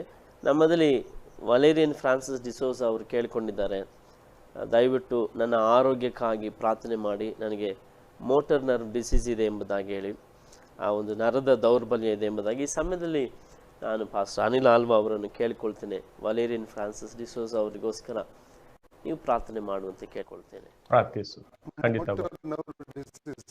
ಹೌದು, ಪರಿಶುದ್ಧನಾದ ನಮ್ಮ ಪರಲೋಕದಲ್ಲಿರುವ ತಂದೆ, ಕೃಪಾ ಸಿಂಹಾಸನ ಮೇಲೆ ಆಸೀನವಾದ ನಮ್ಮ ದೇವರೇ, ನಜರೇತಿನ ನಮ್ಮ ಕರ್ತನಾದ ಯೇಸು ನಾಮದಲ್ಲಿ ಸ್ತೋತ್ರ ಸಲ್ಲಿಸುತ್ತಾ ನಮ್ಮ ಸಹೋದರ ಫ್ರಾನ್ಸಿಸ್ ಅವರಿಗೋಸ್ಕರ ಪ್ರಾರ್ಥಿಸ್ತೇವೆ.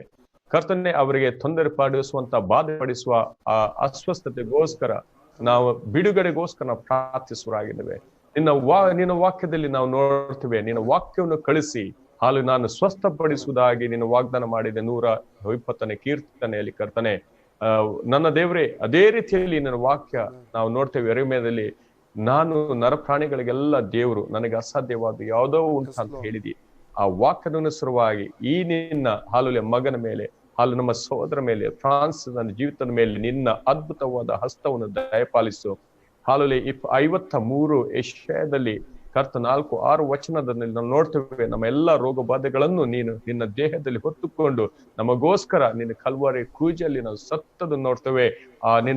ಆ ಬಿಡುಗಡೆಯು ಕರ್ತನೆ ಹಾಲುಲೆ ನಾವು ನೋಡ್ತೇವೆ. ನಿನ್ನ ಭಾಷಣಗಳಿಂದ ನಮಗೆ ಸ್ವಸ್ಥವಾಯಿತು. ಆ ದೈವಿಕ ಸ್ವಸ್ಥತೆ ಫ್ರಾನ್ಸಿಸ್ ನ ಶರೀರದ ಮೇಲೆ ಕೇಳ್ಕೊಂಡಿದ್ದೇವೆ. ಹಾಲು ಈ ಒಂದು ಸಮಯದಲ್ಲಿ ನಾವು ಬೇಡಿಕೊಳ್ಳುವಾಗ ಎಲ್ಲಿ ಯಾವ ಭಾಗದಲ್ಲಿ ಇರುವಂತಹ ಆ ಫ್ರಾನ್ಸಿಸ್ ನ ಮೇಲೆ ನಿನ್ನ ದೈವಿಕ ವಾಕ್ಯವು, ಜೀವವುಳ್ಳ ವಾಕ್ಯವು, ಜೀವವುಳ್ಳ ಅಭಿಷೇಕವು, ಜೀವವುಳ್ಳ ನಿನ್ನ ಶಕ್ತಿಯು ಇಳಿದು ಬರಲಿ ರಾಜ. ನಜರೇತಿನ ಯೇಸುನಾಮದಲ್ಲಿ ಸಂಪೂರ್ಣ ಬಿಡುಗಡೆ, ಆಶೀರ್ವಾದ, ಸ್ವಸ್ಥತೆ ಉಂಟಾಗಲಿ. ಹಾಲಲ್ಲಿ ಆ ರೋಗದ ವಿರುದ್ಧವಾಗಿ ನಾವು ಮಾತನಾಡುವರಾಗಿದ್ದೇವೆ. ಶರೀರವನ್ನು ಬಿಟ್ಟು ಹೋಗುವಂತೆ ನಾವು ಆಜ್ಞಾಪಿಸುವರಾಗಿದ್ದೇವೆ. ಕರ್ತನೆ, ನೀನು ಮುಟ್ಟಿ ಗುಣಪಡಿಸಕ್ಕೆ ಸ್ತೋತ್ರವನ್ನು ಸಲ್ಲಿಸ್ತಾ ಈ ಫ್ರಾನ್ಸಿಸ್ ಸಹೋದರನ ತಂದೆ, ಮಗ, ಪವಿತ್ರ ಆತ್ಮನಾಮದಲ್ಲಿ ನಾವು ಆಶೀರ್ವದಿಸಿದ್ದೇವೆ.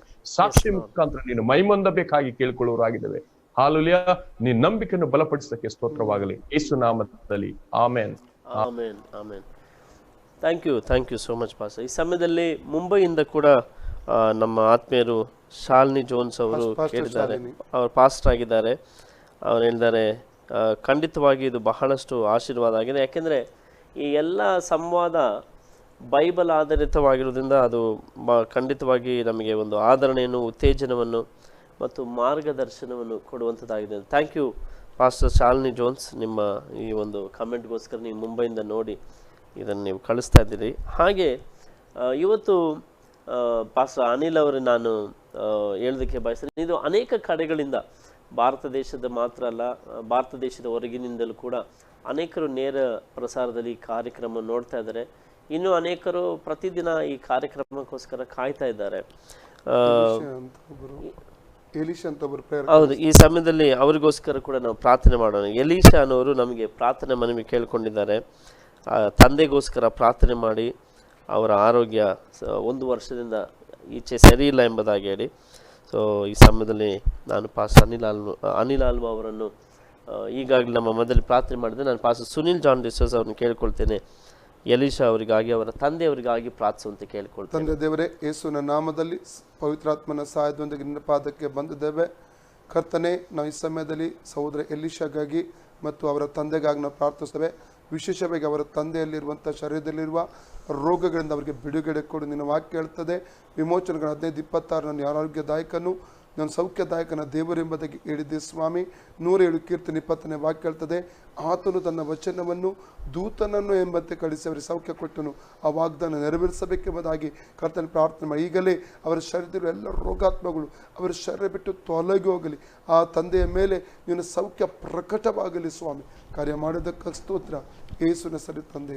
ಆಮೇನ್, amen, amen, amen. Thank you pastor. ಈ ಸಮಯದಲ್ಲಿ ಮೇ ಬಿ ಒಬ್ಬರೇ ವ್ಯಕ್ತಿ ಬಹಳಷ್ಟು ಪ್ರಾರ್ಥನಾ ಮನವಿ ಕಳಿಸಿದ್ದಾರೆ. ಹೆಚ್ಚು ಕಡಿಮೆ 4-5 ಪ್ರಾರ್ಥನೆ ಮನವಿ ಒಬ್ಬರು ಕಳಿಸಿದ್ದಾರೆ ಅಂತ ನಾನು ನಂಬ್ತೇನೆ. ಅವರು ಕೇಳ್ಕೊಂಡಿದ್ದಾರೆ, ನನಗೆ ಮೂರ್ಛಾ ರೋಗ ಇದೆ, ಸಕ್ಕರೆ ಕಾಯಿಲೆ ಇದೆ, ಅಧಿಕ ರಕ್ತದೊತ್ತಡ ಇದೆ, ಚರ್ಮದ ಅಲರ್ಜಿ ಇದೆ, ಅಧಿಕ ತೂಕ, ಕಣ್ಣಿನ ಸಮಸ್ಯೆ ಇತ್ಯಾದಿಗಳಿಂದ ಬಳಲುತ್ತಿದ್ದೇನೆ, ಪ್ರಾರ್ಥನೆ ಮಾಡಿ. ಹಾಗೆ ಅದು ಮಾತ್ರ ಅಲ್ಲ, ಅವರು ಕೇಳ್ಕೊಂಡಿದ್ದಾರೆ ದೇವರ ವಾಕ್ಯ ಧ್ಯಾನ ಮಾಡಲು, ವಾಕ್ಯ ಅನುಸರಿಸಿ ಜೀವಿಸಲು ನನಗೋಸ್ಕರ ಪ್ರಾರ್ಥನೆ ಮಾಡಿ, ಪವಿತ್ರಾತ್ಮನ ಅಭಿಷೇಕ ಹೊಂದಿಕೊಂಡು ಜೀವನ ನಡೆಸಲು ಪ್ರಾರ್ಥನೆ ಮಾಡಿ. ಮತ್ತು ಅವರ ಮನೆ ನಿವೇಶನದ ವಿಷಯದಲ್ಲಿ ವ್ಯಾಜ್ಯ ಇದೆ, ಅನೇಕರು ಹಣ ಹಿಂದೆ ಕೊಡಬೇಕಾಗಿದೆ, ಅದಕ್ಕಾಗಿ ಪ್ರಾರ್ಥಿಸಿ ಎಂಬುದಾಗಿ ಕೇಳ್ಕೊಂಡಿದ್ದಾರೆ. ಆಗ ಅವ್ರಿಗೆ ಕೇಳಿದ್ದಾರೆ, ನನಗೆ ಕೆಲಸ ಇಲ್ಲ, ನಾನು ಸೋಮಾರಿಯಾಗಿ ಜೀವನ ಮಾಡ್ತಾ ಇದ್ದೇನೆ, ಹೆಂಡತಿ 2 ಮಕ್ಕಳ ಜವಾಬ್ದಾರಿ ಇದೆ, ದಯವಿಟ್ಟು ಪ್ರಾರ್ಥನೆ ಮಾಡಿ. Pastor, very interesting. May be ನಾನು ಪಾಸ್ಟರ್ ಅನಿಲ್ ಅವರು ಇದಕ್ಕಾಗಿ ಪ್ರಾರ್ಥಿಸುವಂತ ಕೇಳ್ಕೊಳ್ತೇನೆ.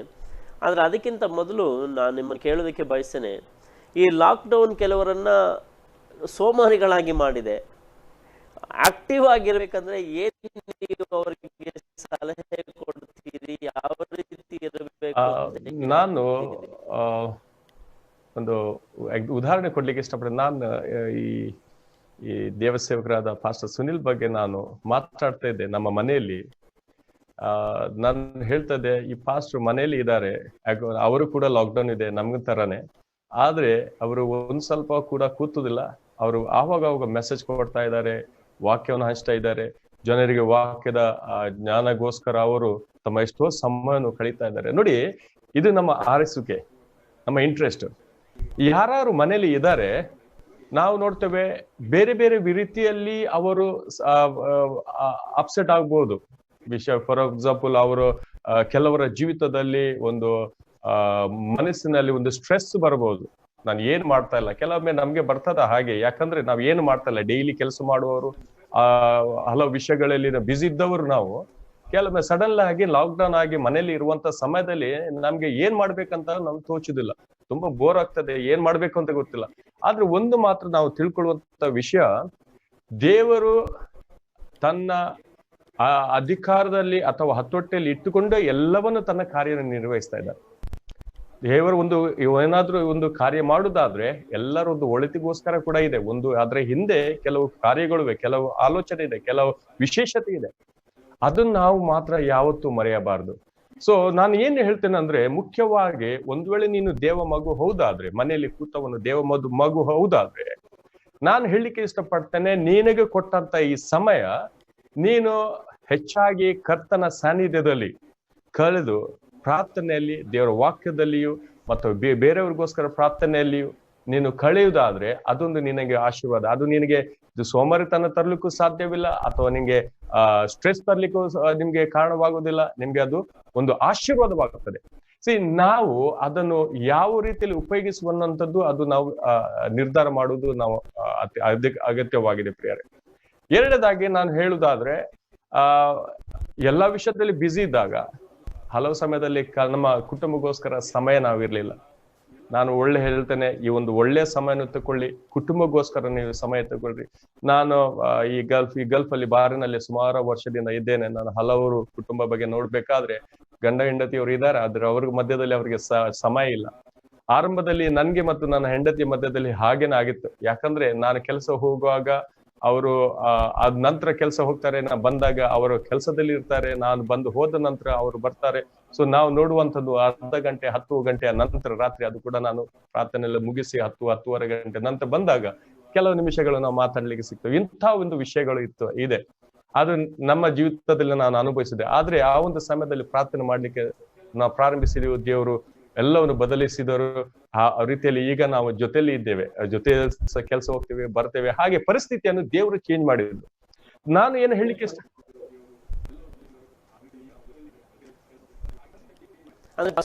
ಹಾಗೆ ಪ್ರಾರ್ಥಿಸಬೇಕು, ಸತ್ಯವೇದ ಧ್ಯಾನ ಮಾಡಬೇಕು. ಯಾಕಂದ್ರೆ ಪ್ರಾರ್ಥನೆ ಕೀಲಿಕೈಯಾಗಿದೆ. ಅದೇ ಸಮಯದಲ್ಲಿ ಈ ವೀಕ್ಷಕರಿಗೆ ನಾನು ಕೆಲವೆರಡು ಮಾತುಗಳನ್ನು ಹೇಳೋದಕ್ಕೆ ಬಯಸ್ತೇನೆ.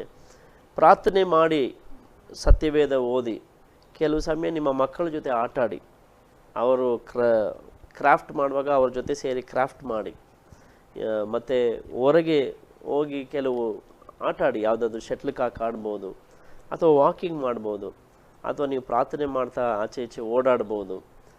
ಮತ್ತು ಒಳ್ಳೆ ಕ್ರಿಶ್ಚಿಯನ್ ಹಾಡುಗಳಿದೆ. ಇವತ್ತು ಅನೇಕ ಚಾನೆಲ್ಗಳಲ್ಲಿ ಏನು ಕ್ರಿಶ್ಚಿಯನ್ ಫಿಟ್ನೆಸ್ ಬಗ್ಗೆನೇ ಅನೇಕರು ಮಾತಾಡ್ತಾರೆ. ಆರೋಗ್ಯವನ್ನು ಹೇಗೆ ಕಾಪಾಡಿಕೊಳ್ಬೇಕು, ಯಾವ ರೀತಿ ಏನು ತಿನ್ನಬೇಕು, ಏನು ತಿನ್ನಬಾರ್ದು, ಯಾವ ರೀತಿ ಇರಬೇಕು, ಯಾವ ರೀತಿ ಅಲರ್ಟ್ ಆಗಿರಬೇಕು, ಇದಕ್ಕೆಲ್ಲ ಬಹಳಷ್ಟಿದೆ. ಆದರೆ ನಾವು ಮಾಡಬೇಕು, ಅದನ್ನೆಲ್ಲ ನೋಡಬೇಕು, ಅದನ್ನೆಲ್ಲ ಮಾಡಬೇಕು. ಹಾಗೆ ಮಾಡಿದಾಗ ಮಾತ್ರ ಸೋಮಾರಿತನ ಇರೋದಿಲ್ಲ. ಸೊ ಈ ಸಮಯದಲ್ಲಿ ನಾನು ಅನಿಲ್ ಆಲ್ವಾ ಅವರನ್ನು ಕೇಳ್ಕೊಳ್ಳೋದಕ್ಕೆ ಬಯಸ್ತೇನೆ. ನಮ್ಮ ಮಧ್ಯದಲ್ಲಿ ಹೆಸರು ಗೊತ್ತಿಲ್ಲ, ಆದರೆ ಇವರು ಕೇಳ್ಕೊಂಡಿದ್ದಾರೆ. ಅವರಿಗೆ ಮೂರ್ಛಾ ರೋಗ ಇದೆ, ಸಕ್ಕರೆ ಕಾಯಿಲೆ, ರಕ್ತ ಒತ್ತಡ ಇದೆ, ಚರ್ಮದ ಅಲರ್ಜಿ ಇದೆ, ಅಧಿಕ ತೂಕ ಇದೆ. ಇದಕ್ಕಾಗಿ ಪ್ರಾರ್ಥನೆ ಮಾಡಿ ಎಂಬುದಾಗಿ ಕೇಳಿಕೊಂಡಿದ್ದಾರೆ. ಹಾಗೆ ದೇವರ ವಾಕ್ಯ ಧ್ಯಾನಿಸಲು, ಅನುಸರಿಸಿ ಜೀವಿಸಲು ಮತ್ತು ಪವಿತ್ರಾತ್ಮನ ಅಭಿಷೇಕ ಹೊಂದಿಕೊಂಡು ಜೀವನ ನಡೆಸಲು, ನಿವೇಶನದ ವ್ಯಾಜ್ಯ ನೀಗಲು ಮತ್ತು ಕೆಲಸ ಇಲ್ಲ ಎಂಬುದಾಗಿ ಕೇಳ್ಕೊಂಡಿದ್ದಾರೆ. ಸೋಮಾರಿಯಾಗಿ ಜೀವಿಸ್ತಾ ಇದ್ದೇನೆ, ಇದೆಲ್ಲ ನೀಗಬೇಕು ಅಂತ. ಇದು ಒಂದು ಒಳ್ಳೆ, ಆ್ಯಕ್ಚುಲಿ ಅವರು ಪಬ್ಲಿಕ್ ಆಗಿ ಕನ್ಫೆಸ್ ಮಾಡ್ತಾ ಇದ್ದಾರೆ. ಆದರೆ ನಾವು ಪ್ರಾರ್ಥನೆ ಮಾಡೋಣ. ಸೊ ಅದರಿಂದ ನಾನು ಅನಿಲ್ ಆಲ್ವಾ ಅವ್ರನ್ನ ಕೇಳ್ಕೊಳ್ತೇನೆ, ಇವರಿಗೆ ಆಗಿ ಪ್ರಾರ್ಥಿಸುವಂತೆ. ನಾವು ಪ್ರಾರ್ಥಿಸುವ. ಅವರ ಹೆಸರು ಗೊತ್ತಿಲ್ಲಲ್ಲ ಪಾಸ್ಟರ್? ಆಯ್ತು, ಓಕೆ, ನಾವು ಪ್ರಾರ್ಥಿಸುವ. ಹಾಲೆಲೂಯಾ. ನನ್ನ ತಂದೆ, ನಮ್ಮ ಕರ್ತನಾದ ಯೇಸು ನಾಮದಲ್ಲಿ ಪರಿಶುದ್ಧಾತ್ಮನ ಸಹದೊಂದಿಗೆ ಈ ಪ್ರಾರ್ಥನಾ ವಿಜ್ಞಾಪನೆಯನ್ನು ಕಳಿಸಿದ ನಮ್ಮ ಸಹೋದರಗೋಸ್ಕರ ನಾವು ಪ್ರಾರ್ಥಿಸ್ತೇವೆ. ಅವರ ಶರೀರದಲ್ಲಿ ಇರುವಂತಹ ಹಲವು ತೊಂದರೆಗಳು, ಆ ಸಮಸ್ಯೆಗಳು, ರೋಗ, ಹಾಲು ರೋಗದಲ್ಲಿ ಅವರು ಬಳಲುವಂತ ಸಮಯದಲ್ಲಿ ನಾವು ಪ್ರಾರ್ಥಿಸುತ್ತೇವೆ ರಾಜ, ನಿನ್ನ ಮಹಿಮೆಯ ಹಸ್ತ ಈ ಮಗನ ಮೇಲೆ ನೀನು ದಯಪಾಲಿಸು. ನಿನ್ನ ಬಾಸುಂಡೆಗಳಿಂದ ಸುರಿದ ಆ ಪರಿಶುದ್ಧ ರಕ್ತವು ಅವರ ಎಲ್ಲಾ ರೋಗಗಳಿಂದ ಅವರಿಗೆ ಬಿಡುಗಡೆ ಕೊಡುವಂತದ್ದಾಗಲಿ, ಶುದ್ಧೀಕರಿಸಬೇಕಾಗಿ ನಾ ಕೇಳಿಕೊಂಡಿದ್ದೇನೆ. ನಿನ್ನ ವಾಕ್ಯದಲ್ಲಿ ನಾವು ನೋಡ್ತೇವೆ ಕರ್ತನೆ, ಆ ನೀತಿವಂತನ ಪ್ರಾರ್ಥನೆ ಬಹು ಬಲವುಳ್ಳದಾಗಿದೆ ಅಂತ ಹೇಳಿದ್ದೀರ ಅಜ್ಜ. ಆ ವಾಕ್ಯದನುಸಾರವಾಗಿ ಈ ಸಹೋದರನ ಜೀವಿತದಲ್ಲಿ ವಿಶೇಷವಾದ ಸ್ವಸ್ಥತೆ ಉಂಟಾಗಲಿ. ಆ ರೋಗದ ಆತ್ಮದ ವಿರುದ್ಧವಾಗಿ ನಾವು ಮಾತಾಡುವರಾಗಿದ್ದೇವೆ. ಅವರಿಗೆ ಬಾಧಪಡಿಸುವ ಎಲ್ಲಾ ರೋಗದ ದುಷ್ಟ ಶಕ್ತಿ ನಜರೇತಿನ ಯೇಸು ನಾಮದಲ್ಲಿ ಲಯವಾಗಲಿ. ಕರ್ತ ಯೇಸು ನಾಮದಲ್ಲಿ ಅವರನ್ನು ಆಶೀರ್ವದಿಸುತ್ತಾ ಅಲ್ಲಿ ಬಿಡುಗಡೆಯನ್ನು ನಾವು ಘೋಷಿಸಿದ್ದೇವೆ ತಂದೆ. ಅದೇ ರೀತಿಯಲ್ಲಿ ನಾವು ಪ್ರಾರ್ಥಿಸುವ ನಿನ್ನ ಆತ್ಮನ ಅಭಿಷೇಕ ಈ ನನ್ನ ಹಾಲುಲೆ ಮಗನ ಮೇಲೆ, ನಮ್ಮ ಸಹೋದರ ಮೇಲೆ ದಯಪಾಲಿಸಪ್ಪ. ಅವರ ಈ ಜೀವಿತದಲ್ಲಿ ಇದ್ದಂತ ಎಲ್ಲಾ ನೊಗಗಳು ಮುರಿಯಲ್ಪಡಲಿ. ಹಾಲುಲೆ ಅಥವಾ ಮನೋನೇತ್ರಗಳು ತೆರಲ್ಪಡಲಿ. ನಿನ್ನ ಮಹಿಮೆ ಅವರು ಕಾಣುವಂತೆ ಕಣ್ಣುಗಳು ತೆರಲ್ಪಡಲಿ. ಈ ಮುಖಾಂತರ ಕರ್ತ ನಿನ್ನ ವಾಕ್ಯವನ್ನು ಧ್ಯಾನಿಸುವಂತೆಯೂ ಅಲ್ಲಿ ಪ್ರಾರ್ಥನೆ ವೀರರಾಗಿ ಎಬ್ಬಿಸುವಂತೆ ನಾ ಕೇಳಿಕೊಂಡಿದ್ದೇವೆ ರಾಜ. ಕರ್ತನೆ, ಹಾಲುಲೆ ಅವರನ್ನು ಆಶೀರ್ವದಿಸು. ನನ್ನ ದೇವರೇ, ಶಿಷ್ಯರನ್ನು ನಾನು 24 ಲೋಕದಲ್ಲಿ ನಾವು ನೋಡ್ತೇವೆ, ಶಿಷ್ಯರ ಮನೋನೇತ್ರಗಳು ತೆರೆದಿದಿ. ಆವಾಗ ನಿನ್ನ ವಾಕ್ಯವನ್ನು ಅವರು ಗ್ರಹಿಸುವಂತೆ ಆಯಿತು. ಅಂತೆ ಈ ಸಹೋದರನ ಜೀವಿತದಲ್ಲಿ ಅದ್ಭುತವಾಗಲಿ.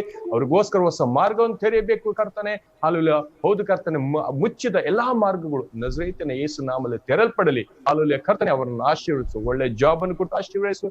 ನಿನ್ನ ಮೈಗೋಸ್ಕರ, ಸಾಕ್ಷಿಗೋಸ್ಕರ ಅವರನ್ನು ನಿಲ್ಲಿಸಬೇಕಾಗಿ ಕೇಳ್ಕೊಂಡಿದ್ದೆ. ಯೇಸು ನಜರೇತಿನ ನಾಮದಲ್ಲಿ ಬೇಡಿಕೊಂಡಿದ್ದೇವೆ. Amen, amen, amen. Thank you pas Anil, ಪ್ರಾರ್ಥನೆ ಮಾಡಿದ್ದಕ್ಕಾಗಿ. ಈ ಸಮಯದಲ್ಲಿ ನಮ್ಮ ಮಧ್ಯದಲ್ಲಿ ಒಂದು ಪ್ರಶ್ನೆಯನ್ನು ಕೇಳಿದ್ದಾರೆ. ಮೇ ಬಿ ನಾನು ಪಾಸ್ ಸುನಿಲ್ ಅವರಿಗೆ ಇದನ್ನು ಕೇಳೋದಕ್ಕೆ ಬಯಸ್ತೇನೆ. ಅವರು ಹೇಳಿದ್ದಾರೆ, ನಾವು ಯಾವುದಾದ್ರೂ ರೋಗಕ್ಕೋಸ್ಕರ ಪ್ರಾರ್ಥಿಸಿದ ಮೇಲೆ ಔಷಧಿ ತೆಗೆದುಕೊಳ್ಳಬಹುದಾ? ಉದಾಹರಣೆಗೆ, ನಾನು ಟ್ಯೂಬರ್ಕುಲಾಸಿಸಿಂದ ನಾನು ಬಾಧೆ ಪಡ್ತಾ ಇದ್ದೇನೆ, ನನಗೆ ದೇವರ ಮೇಲೆ ನಂಬಿಕೆ ಇದೆ, ದೇವರು ಸ್ವಸ್ಥಪಡಿಸ್ತಾನಂತೇಳಿ. ಹಾಗಾದರೆ ಪ್ರಾರ್ಥನೆ ಮಾಡಿದ ಮೇಲೆ ಅದಕ್ಕೋಸ್ಕರ ಔಷಧಿ ತಗೊಳ್ಬೇಕಾ? ಇದು ಸರಿನಾ, ಸರಿ ಅಲ್ವಾ? ಅಥವಾ ಪ್ರಾರ್ಥನೆಯಿಂದ ಔಷಧಿ ಬಿಡಬಹುದಾ, ಬೇರೆ ಯಾವುದಾದ್ರೂ ರೋಗಕ್ಕೆ ಬಿಡಬಹುದಾ ಎಂಬುದಾಗಿ ಇವರು ಪ್ರಶ್ನೆ ಕೇಳ್ತಾ ಇದ್ದಾರೆ. ಒಳ್ಳೆಯ ಪ್ರಶ್ನೆ. ಆ್ಯಕ್ಚುಲಿ ಯೇಸು ಸ್ವಾಮಿ ಕೂಡ ಆತನ ಬಳಿಗೆ ಹೋದ ಎಲ್ಲ ರೋಗಿಗಳು ಹೇಳಿದಂಥ ಒಂದು ಮಾತು, ನಿನ್ನ ನಂಬಿಕೆ ನಿನ್ನನ್ನು ಸ್ವಸ್ಥಪಡಿಸಿತು. ಮ್ಯಾಥ್ಯೂ 8:13, ಮ್ಯಾಥ್ಯೂ ಚಾಪ್ಟರ್ 9, 29-30 ಎಲ್ಲ ವಾಕ್ಯಗಳನ್ನ ನೋಡುವಂಥದ್ದು ನಿನ್ನ ನಂಬಿಕೆ. ಈವನ್ ಲೂಕ್ ಚಾಪ್ಟರ್ 8:40, 7:48 ಕೂಡ ನೋಡ್ತೇವೆ. ರಕ್ತಕುಸುಮ ರೋಗಿಗೆ ಕೂಡ ಅಲ್ಲಿ ಯೇಸು ಹೇಳೋದು, ನಿನ್ನ ನಂಬಿಕೆಯು ನಿನ್ನನ್ನು ಸ್ವಸ್ಥಪಡಿಸಿತು. ಅದರರ್ಥ ಮೆಡಿಸಿನ್ ತಗೊಳ್ಳೋದು ತಪ್ಪಲ್ಲ.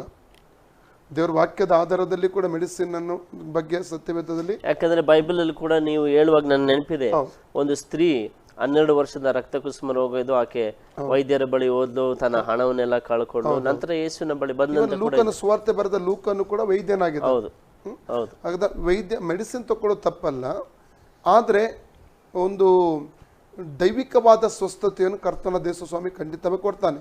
ಅದು ಎಷ್ಟೇ ದೊಡ್ಡ ಮಾರಕವಾಗಿ ರೋಗವಾಗಿರಲಿ, ಚಿಕ್ಕ ರೋಗ ಆಗಿರಲಿ. ಯಾಕಂದ್ರೆ 103 ಕೀರ್ತನೆ 3ನೇ ವಾಕ್ಯ ಹೇಳ್ತದೆ, ನಿನ್ನ ಅಪರಾಧಗಳನ್ನು ಕ್ಷಮಿಸುವವನು ಸಮಸ್ತ ರೋಗಗಳನ್ನು ವಾಸಿ ಮಾಡುವನು.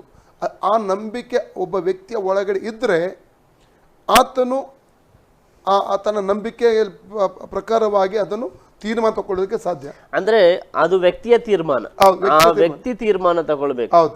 ಅಂದ್ರೆ ಪ್ರಾರ್ಥನೆ, ಪ್ರಿಯರೇ, ನಾವು ಮತ್ತೊಮ್ಮೆ ನಿಮ್ಗೆ ಹೇಳೋದಕ್ಕೆ ಬಯಸ್ತೇವೆ, ಪ್ರಾರ್ಥಿಸುವ ಯಾವೊಬ್ಬ ಸೇವಕನು ಕೂಡ ನೀವು ಔಷಧಿ ತಗೊಳ್ಬೇಡಿ ಎಂಬುದಾಗಿ ಹೇಳೋದಿಲ್ಲ, ಅಥವಾ ನಾನು ಪ್ರಾರ್ಥನೆ ಮಾಡ್ತೇನೆ ನೀವು ಆಸ್ಪತ್ರೆಗೆ ಹೋಗಬೇಡಿ ಎಂಬುದಾಗಿ ಹೇಳೋದಿಲ್ಲ. ಪ್ರಾರ್ಥನೆ ಔಷಧಿಗೆ ಮಿಗಿಲಾಗಿ ಕೆಲಸ ಮಾಡುವಂಥದ್ದು. ವೈಯಕ್ತಿಕ ಸಾಕ್ಷಿ ಹೇಳ್ತಾರೆ. ಹೌದು. 2000 ಇಸವಿಯಿಂದ 2017 ಜನವರಿ 4 ವರೆಗೆ ನನಗೆ 13 ಟೈಪ್ ಆಫ್ ಡಿಸೀಸ್ ಇತ್ತು. ಸಿವಿಯರ್ ಅಸ್ತಮ, ಇದೆಲ್ಲ ತಗೊಳ್ತಿದ್ದೆ, ಮತ್ತು ಇದು ಹಿಡಿತಿದ್ದೆ. ನಂತರ ಸಿವಿಯರ್ ಮೈಗ್ರೇನ್ಗೆ 13 ಆಸ್ತಮದ ನಿಮಿತ್ತ ಅಲ್ಲ, ಬೇರೆ ಬೇರೆ ರೋಗ ಇತ್ತು ಶರೀರದಲ್ಲಿ. ಫೈಲ್ಸ್ ಇತ್ತು, ಲಿವರ್ ಪ್ರಾಬ್ಲಮ್ ಇತ್ತು, ಸೊಂಟ ನೋವಿತ್ತು, ಗ್ಯಾಸ್ಟ್ರಿಕ್ ಇತ್ತು. ಹಾಗೆ 13 ಡಿಸೀಸ್ಗೆ ಸುಮಾರು 9 ಟ್ಯಾಬ್ಲೆಟ್ ಡೈಲಿ ತೊಗೊಳ್ತಾ ಇದ್ದೆ ನಾನು. ಆದರೆ ನಾನು ಅದರ ಮಧ್ಯೆ ಎಷ್ಟೋ ಸಲ ಉಪವಾಸ ಮಾಡಿದ್ದೇನೆ. 21 ಡೇಸ್ 40 ಡೇಸ್ ಪ್ರಾರ್ಥನೆ ಮಾಡ್ತಾ ಇದ್ದೇವರು, ಇದನ್ನು ಬಿಡುಗಡೆ ಮಾಡು, ಇದರ ಮೇಲೆ ಜಯ ಕೊಡು ಅಂತ.